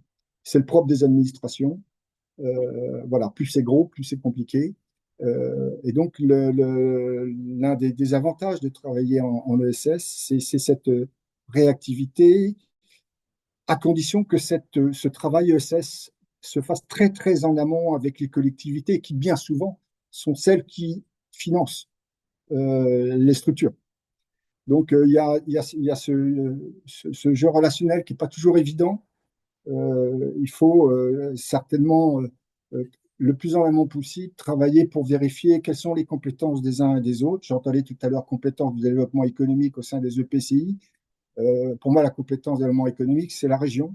Hein, la loi Elan a déterminé la compétence économique à la région, et les agglos, à part tout ce qui est immobilier d'entreprise, peut mettre en place des actions économiques qu'après autorisation de la région, et notamment au niveau des conventions. Donc, bien redire aux associations, aux habitants que l'agglomération ne peut pas financer directement des agriculteurs pour faire du bio, etc. Qu'il y a des règles, il y a des compétences, et que justement, il n'y a pas de compétences agricoles et alimentaires dans nos territoires. Et c'est bien pour ça qu'il y a très peu de financement de la part de l'État, puisque ces financements-là sont en diminution constante, hein, puisqu'on est passé de 80 millions en France à 20 millions, et que pour avoir des financements, il faut rentrer dans une compétition d'appel à projet ou de rentrer dans des carcans d'exigences qui ne sont pas toujours faciles comment dirais-je, à satisfaire. Donc voilà, nous sur le territoire, l'ESS, c'est vraiment un mode de fonctionnement qui est intéressant, peut-être plus facilement à mettre en œuvre par rapport à les sujets sur tout ce qui est sensibilisation de la population, éducation alimentaire, emploi, formation. Hélène en parlera tout à l'heure avec le projet de maison d'alimentation. Sur le volet économique, parce que c'était une des questions que j'ai vues, c'est intéressant en termes d'expérimentation. Et, et souvent dans nos propos, on va un peu trop vite. On prend l'expérimentation comme un fait sûr, accompli et qui montre que voilà, ça fonctionne. Là. Il y a une SIC légumerie qui s'est montée, voilà, je ne sais pas dans quel territoire. Bon, ça y est, c'est comme ça qu'il faut faire et puis ça a marché. Il faut être très, très, très prudent sur nos sujets, puisqu'on y travaille, nous, depuis plus de 20 ans. Il faut être très, très humble. On est tout le temps dans la remise en question, on est tout le temps dans l'expérimentation. Il n'y a rien de scientifique et il n'y a rien de sûr. Par contre, c'est toujours intéressant d'expérimenter. Et au niveau économique, l'ESS, à travers des modèles économiques un peu différents, mais pas toujours faciles à asseoir, hein, parce qu'il y a plein de légumeries qui ont capoté, hein, parce que pas suffisamment de rentabilité, trop financé par les collectivités, pas suffisamment d'implication des acteurs économiques. Il y a des légumeries qui fonctionnent, mais voilà, c'est des choses qui sont intéressantes euh, parce que du coup, elles amènent la question économique dans des strates de réflexion et d'instances qui n'avaient pas l'habitude d'y travailler. Je fais le pendant avec l'agriculture urbaine. L'agriculture urbaine, c'est très, très bien parce que ça permet, enfin, on ne va pas nourrir la population avec l'agriculture urbaine, mais ça permet aux élus citadins, aux acteurs économiques citadins d'être sensibilisés à l'agriculture, alimentation, des sujets qui ne sont d'actualité que depuis peu. Au final, sur notre territoire, la preuve en est de toute l'émergence de ces jeunes PAT et qui ont très peu de moyens d'ailleurs hein, pour travailler, puisqu'en moyen humain, c'est parfois un CDD sur un an et sans avoir la certitude d'être reconduit parce que finalement, les emplois sont liés aux appels à projets et non pas au budget propre des collectivités. Donc, beaucoup d'humilité dans nos approches, ne pas faire croire que tout est l'ordre de l'évidence. C'est un apprentissage au quotidien de travail entre acteurs. C'est des relations humaines qu'il faut savoir entretenir.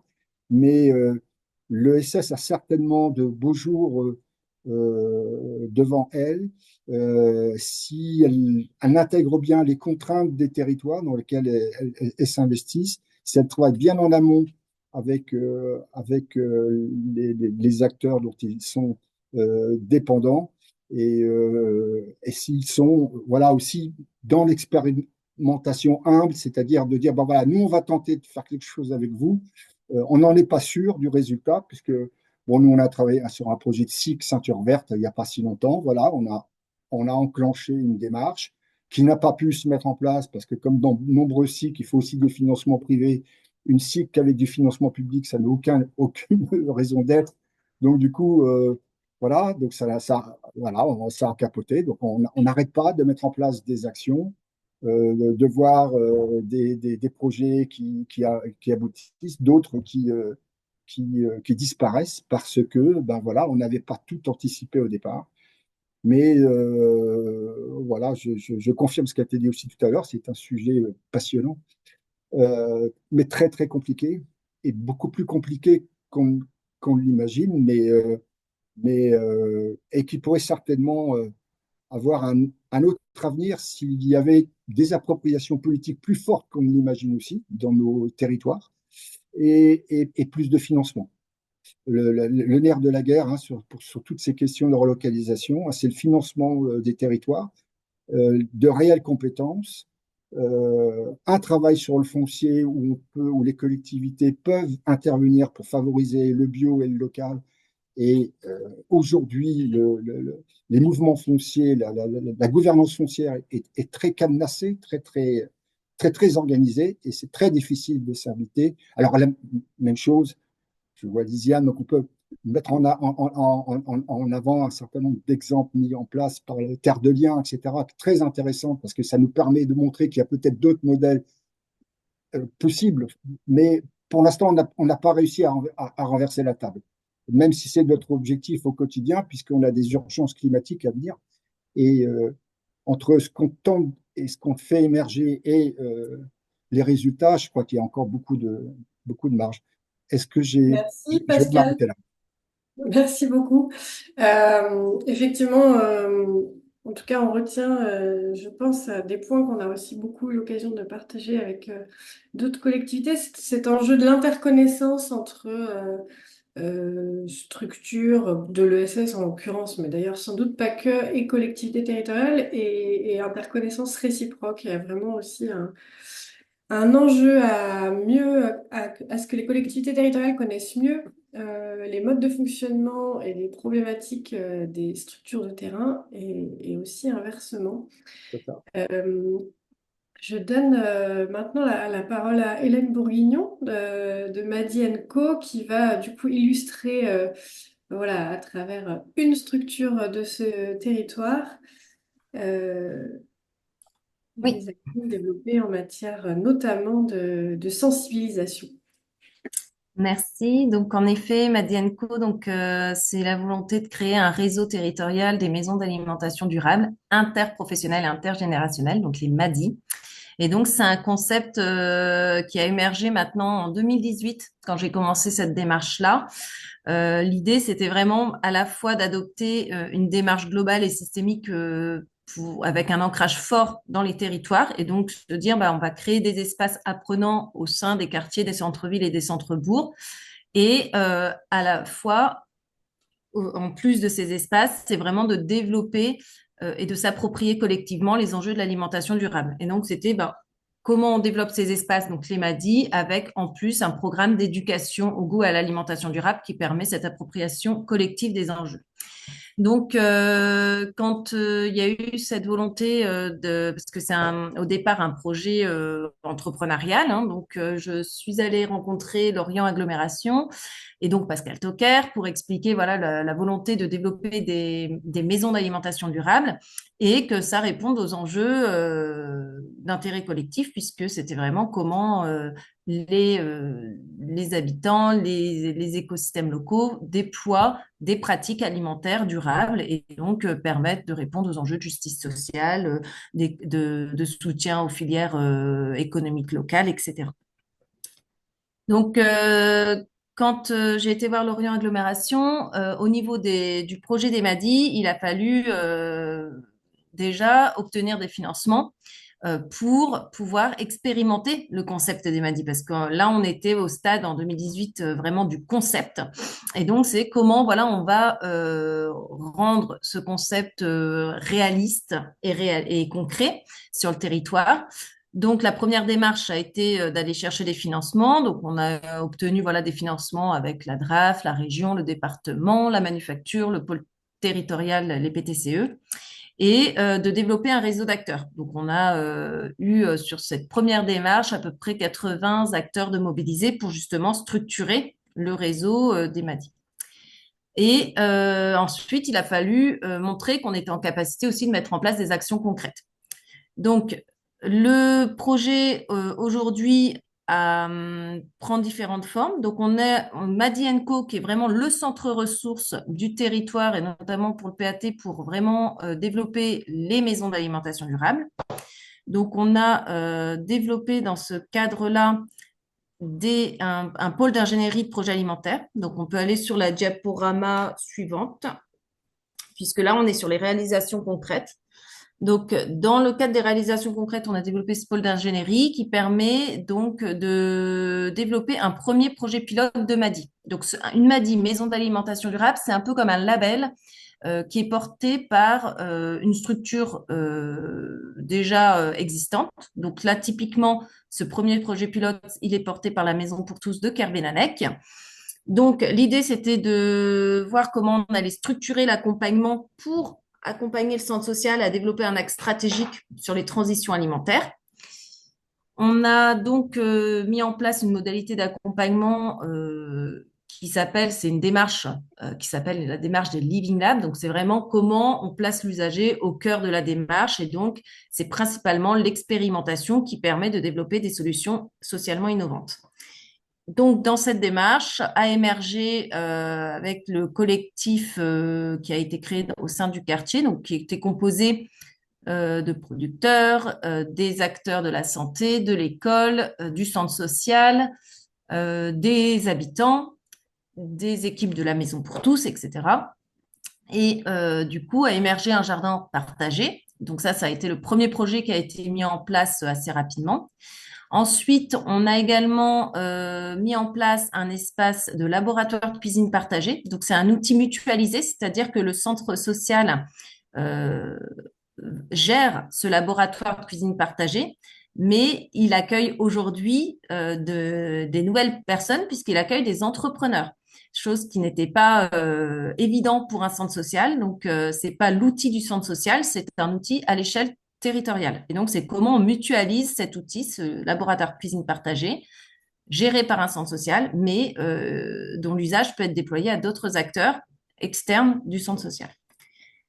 Et aujourd'hui, en cours d'accompagnement, puisqu'on est toujours en cours d'accompagnement, il y a la volonté de déployer donc un groupement d'achat qui émerge là d'une dynamique citoyenne. On a expérimenté différents parcours éducatifs avec l'école et on est en train de mettre en place un catalogue de formation puisque l'idée, c'est de structurer et de modéliser l'accompagnement pour développer des MADI sur le territoire et donc en faire un réseau. Et ce projet pilote nous permet de voir comment on va structurer cet accompagnement. Donc, aujourd'hui, on a un pôle d'animation territoriale également. Donc là, on a investi dans une cuisine mobile qui est vraiment l'outil d'animation territoriale du PAT, puisqu'avec cette cuisine mobile, on a réalisé en 12 mois plus de 31 événements sur 6 communes différentes de Lorient Agglomération. C'est 1435 habitants mobilisés et 1000 acteurs de mobiliser. Cette commune, c'est vraiment un outil à la fois qui permet d'aller faire du diagnostic sur les territoires, puisqu'on met en plus de cet espace des espaces participatifs qui permettent d'identifier les besoins, les attentes des acteurs. Et donc, nous, on agit vraiment à l'échelle locale, à l'échelle d'un quartier, d'un centre-ville ou d'un centre-bourg, pour identifier les besoins et faire émerger les projets alimentaires et voir s'il y a un terrain favorable, un terreau favorable à l'implantation d'une MADI. Donc aujourd'hui, on a un projet pilote et sur cette démarche d'animation territoriale, on a pu identifier potentiellement 4 autres projets qui est rentré la commune de Ploué potentiellement qui pourrait être un terrain favorable, l'Anester qui pourrait être un terrain favorable et le centre social de Cariado qui pourrait être un terrain favorable. Ça, c'est les 4 projets potentiels de maisons d'alimentation durable. Donc cet outil, il permet à la fois de faire de l'animation territoriale, mais on peut aussi l'utiliser parce que c'est un outil mutualisé. Pour les centres sociaux, on fait de l'animation dans les quartiers pour sensibiliser sur les enjeux de l'alimentation durable, mais eux l'utilisent aussi pour faire du repérage de la remobilisation des personnes qui sont en situation de précarité. On peut faire aussi des ateliers pour de l'éducation au goût à l'alimentation durable. Et donc, on travaille avec tout un réseau d'acteurs sur le territoire, d'animateurs, d'éducateurs au goût, on va dire, au sens large, puisque nous, dans l'équipe, personne n'anime d'atelier. Nous, on est vraiment sur le développement de projets, sur l'ingénierie de projet et sur la gestion du centre ressources avec tous les outils, le déploiement d'outils mutualisés. Donc, cette cuisine mobile, voilà, c'est vraiment un atout pour le territoire. Ensuite, on a le pôle formation entrepreneuriat. Alors là, je présente le pôle entrepreneuriat parce que le pôle formation, on est en cours de création du catalogue de formation puisque toute l'expérimentation qu'on a mis en place pendant 3 ans nous permet de construire un catalogue de formation pour accompagner le développement des MADI et puisqu'on cherche aussi notre modèle économique qui sera principalement ce qu'on souhaite basé sur la formation. Donc, on a déjà obtenu l'agrément Calliope et on est également agréé EITI, entreprise d'insertion par le travail indépendant. Et donc, il a été plus facile de développer en priorité l'EITI. Donc, aujourd'hui, on accompagne des entrepreneurs qui sont en insertion, c'est-à-dire qu'ils n'ont pas assez développé leur activité pour être autonomes financièrement. Et donc, on les accompagne pour développer leur activité. Donc là, c'est de la toute petite entreprise alimentaire, mais ça peut être des herboristes, des traiteurs, des formateurs ou des éducateurs dans l'éducation au goût et à l'alimentation durable. Et on leur met à disposition, il y a le laboratoire de cuisine partagée, donc géré par le centre social de Kervénanec. On investit plusieurs milliers d'euros dans des outils mutualisés, des kits pâtisserie, des kits cuisine, des kits crêpes et autres kits marchés, etc., pour permettre en fait aux acteurs de déployer facilement des actions autour de l'éducation au goût sans avoir à investir, puisqu'on est sur de la toute petite entreprise et l'idée, c'est vraiment de faciliter l'éducation à l'alimentation durable en mutualisant des outils et des services. Et ces entreprises-là, on leur trouve aussi des débouchés commerciaux, notamment sur le service traiteur, où on est souvent, on a eu ces derniers temps pas mal de contacts avec les collectivités pour mettre en place des services traiteurs. Dans le cadre il y a eu le 11 novembre, il y a eu des séminaires, il y a eu pour des réunions. Et donc là, c'est vraiment sur le volet achat responsable puisqu'on travaille sur des personnes en insertion professionnelle. Donc voilà sur ce pôle-là. Ensuite, on a également, développé, on a tout d'abord récupéré un projet qui a été développé par Lorient Agglomération dans le cadre d'un projet de recherche avec le laboratoire Lego et l'UBS, l'Université Bretagne Sud, et qui s'appelait Timiam. C'était une plateforme numérique pour mieux manger, manger local et durable en Pays de Lorient. Cette plateforme, on l'a récupérée à l'issue de la phase expérimentale de recherche et on a levé des financements publics.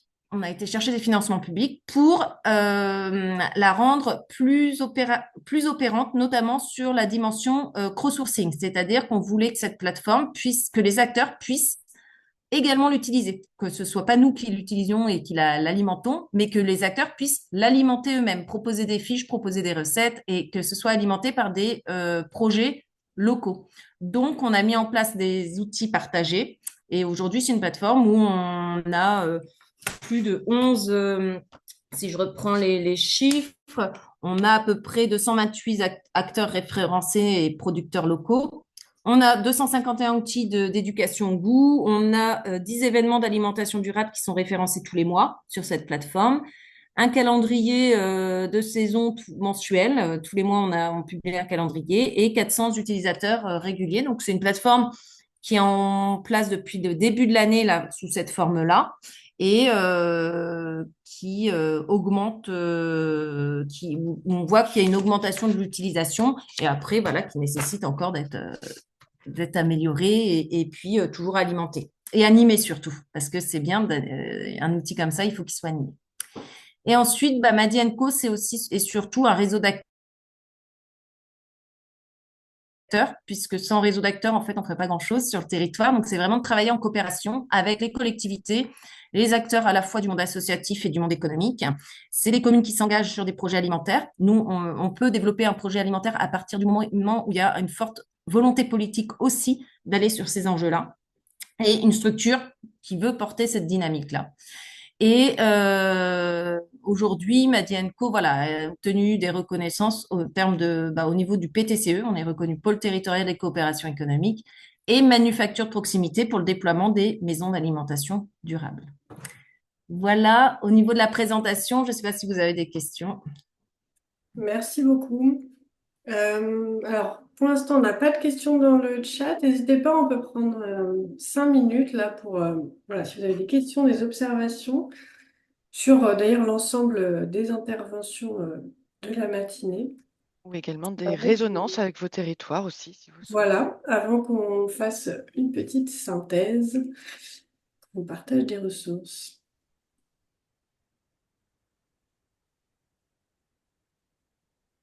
Je voulais juste rajouter quelque chose, comme ça a été dit tout à l'heure, mais j'aimerais bien insister dessus, comme porte d'entrée intéressante pour travailler avec l'ESS, c'est la question de la santé.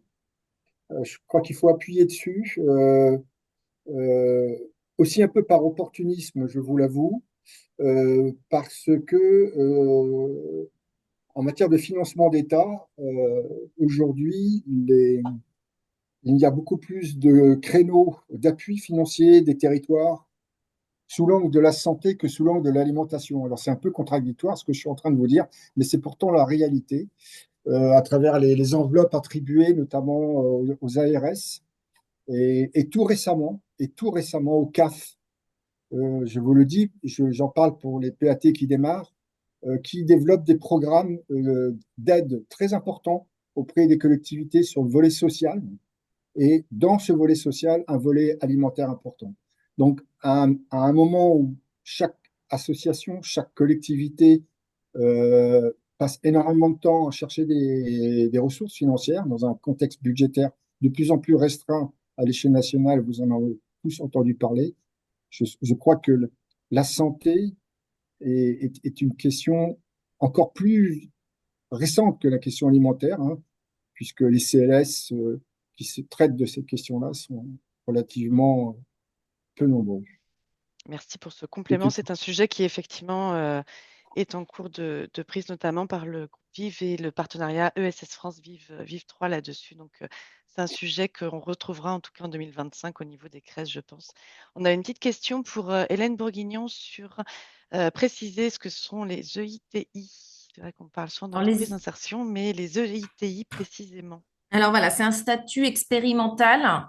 Ce sont des travailleurs indépendants qui développent une activité. Donc nous, c'est sur le champ de l'alimentation durable, mais tous, ça peut être dans d'autres secteurs d'activité, et qui ne sont pas suffisamment autonomes pour être financièrement, qui ne sont pas financièrement autonomes, et donc on peut accompagner et pour le développement de leur activité.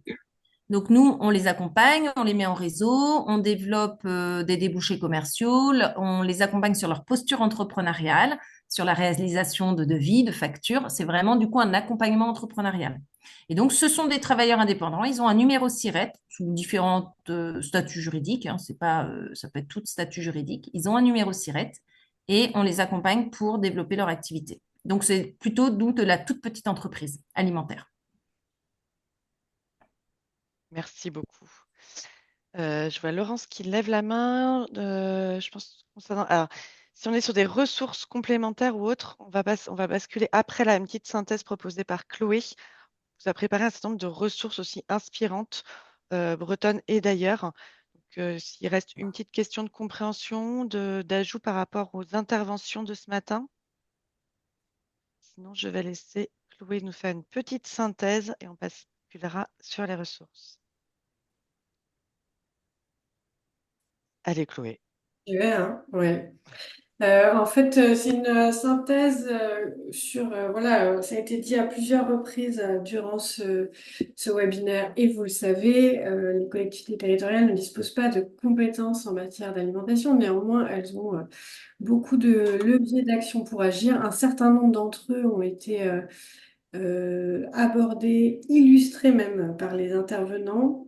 En fait, ces 7 leviers d'action-là qui apparaissent correspondent au chapitre du repère alimentation durable et économie sociale et solidaire sur les leviers d'action des collectivités territoriales dont je vous parlais au début. Donc, si vous souhaitez en approfondir un qui n'aurait pas été suffisamment abordé selon votre souhait aujourd'hui, n'hésitez pas à vous rendre sur la ressource qui sera présentée juste après. Donc, évidemment, la question de... Je veux bien que tu reviennes en arrière, là.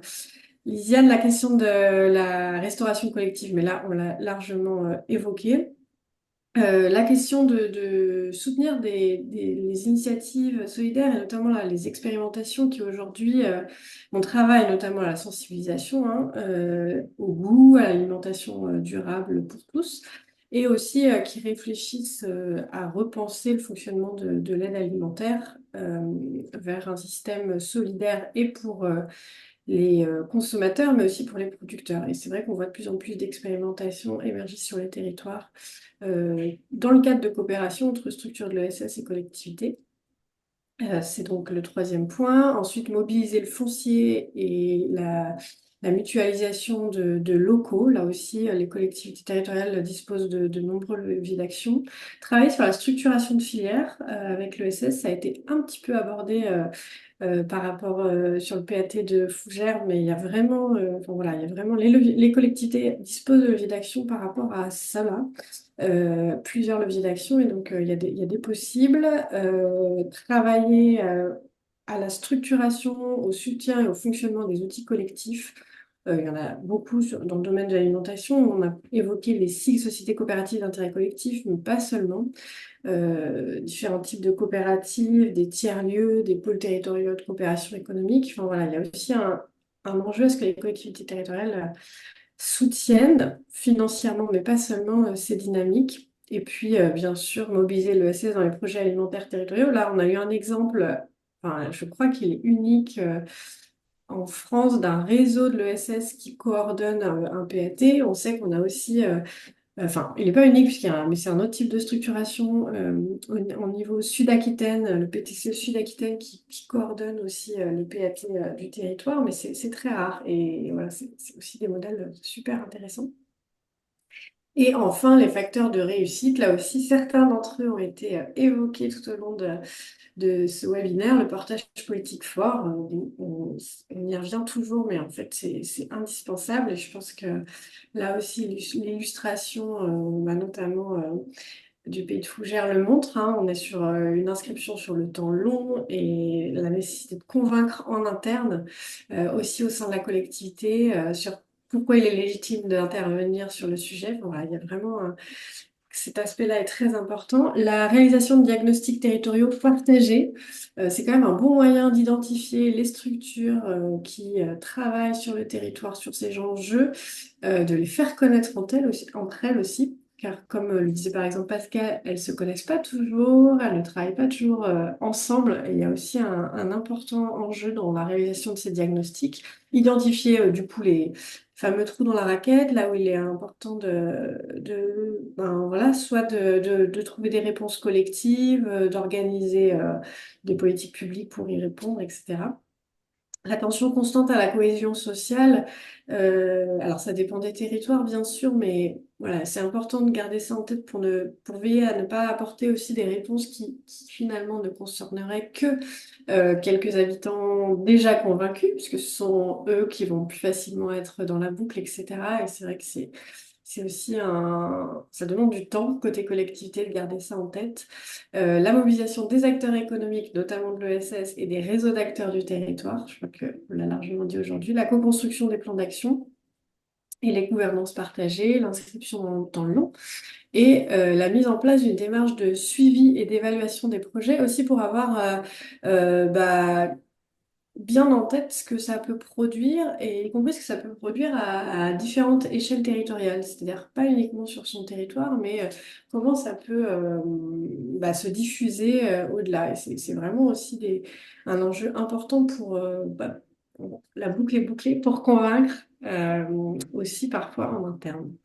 Voilà pour ces quelques synthèses. Ensuite, ces quelques éléments de synthèse. Ensuite, on souhaitait vous partager un ensemble de ressources réalisées par la CRES et le RTES sur des enjeux, on va dire, transversaux de l'ESS. Vous pouvez vraiment trouver des publications pour approfondir qu'est-ce que l'ESS, en quoi elles peuvent, leurs différents modes d'organisation, puisqu'on a vu l'ESS, c'est un ensemble de structures très variées, comment elles peuvent répondre aux besoins du territoire, etc. Et puis après, elle a des ressources plus spécifiques au sujet du jour, puisque le RTS comme la CRES Bretagne ont eu l'occasion de vraiment pousser ces sujets. Et peut-être je donne la parole à Laurence Gravel pour nous présenter une ressource de... Non, c'était pas ça l'idée de Alors, présenter. je vous propose, effectivement, si vous avez d'autres ressources, je vais vous en montrer aussi. On en a collecté aussi quelques-unes d'autres réseaux. Par contre, si vous avez des ressources aussi à diffuser, je vous propose de nous les mettre dans le chat et du coup, on vous le renverra également post-webinaire en complétant cette liste. Donc là, je pensais à collectivité, favoriser une agriculture locale et durable en agissant sur le foncier par l'association Bruded qui a été évoquée. Quand les collectivités s'emparent des questions installation-transmission par le CIVAM 35 installation-transmission. Le site Récolte, hein, qui est un partenariat entre l'INRAE et Terre de Liens pour les collectivités en ressources d'initiative.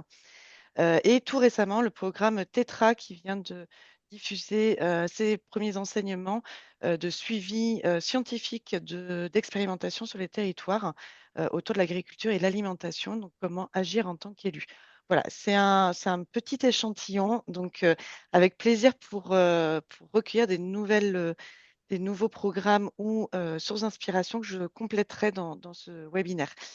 Et du coup, je m'excuse effectivement, nous allons dépasser de 3 minutes, donc certaines personnes doivent nous quitter. Je vous ai lancé un petit sondage si vous souhaitez y répondre. Et n'hésitez pas, on vous mettra aussi dans le retour, dans le compte-rendu, les contacts des intervenants s'il y a des sujets que vous voulez approfondir, que ce soit au niveau régional, au niveau du réseau des PAT, d'expérience donc du pôle ESS de Fougères et de son PAT, ou des dynamiques en cours et en place depuis longtemps sur l'Orient Agglomération. Voilà. Est-ce qu'il y a je pense qu'on va devoir se quitter là. N'hésitez pas du coup à remplir ce petit quiz et je vous renvoie très très vite. J'espère dans la journée l'ensemble des éléments et ainsi que le diaporama. Mais je remercie encore à nouveau l'ensemble des intervenants. C'est vrai qu'on était sur un webinaire avec beaucoup d'intervenants, donc merci à eux pour le temps passé, tant à la préparation qu'à leur temps de présence aujourd'hui. C'est toujours très enrichissant. Chloé, tu veux dire un mot? Au revoir. C'est bon. Merci beaucoup à toutes et tous et à bientôt. On reviendra vers vous, je pense, comme je l'évoquais tout à l'heure, avec un rendez-vous en janvier sur les leviers d'action des collectivités territoriales pour favoriser le renouvellement des générations et l'installation agricole. Bonne journée à tous Au et à revoir. toutes. Au Bonne revoir à journée. Au tous. revoir. Merci, au revoir.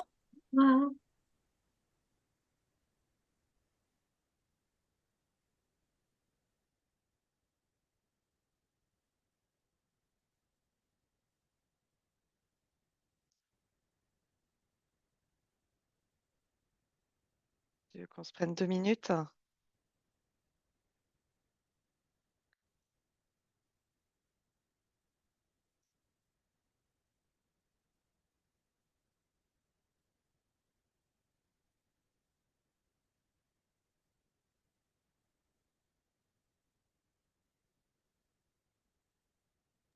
Ah mince, mon micro était coupé. Je dis, je ne sais pas si Patricia Beaujard nous entend. Je pense que sinon, à mon avis, à moyen. C'est peut-être qu'elle est en train de faire un petit... Dans l'évaluation, il y a une Ah, petite réponse courte, donc je vais laisser 2 minutes quand même. tu as raison. Si elle souhaite, je ne sais pas si vous nous entendez, Patricia, mais prenez votre temps, il n'y a pas de souci. On voulait juste échanger en retour.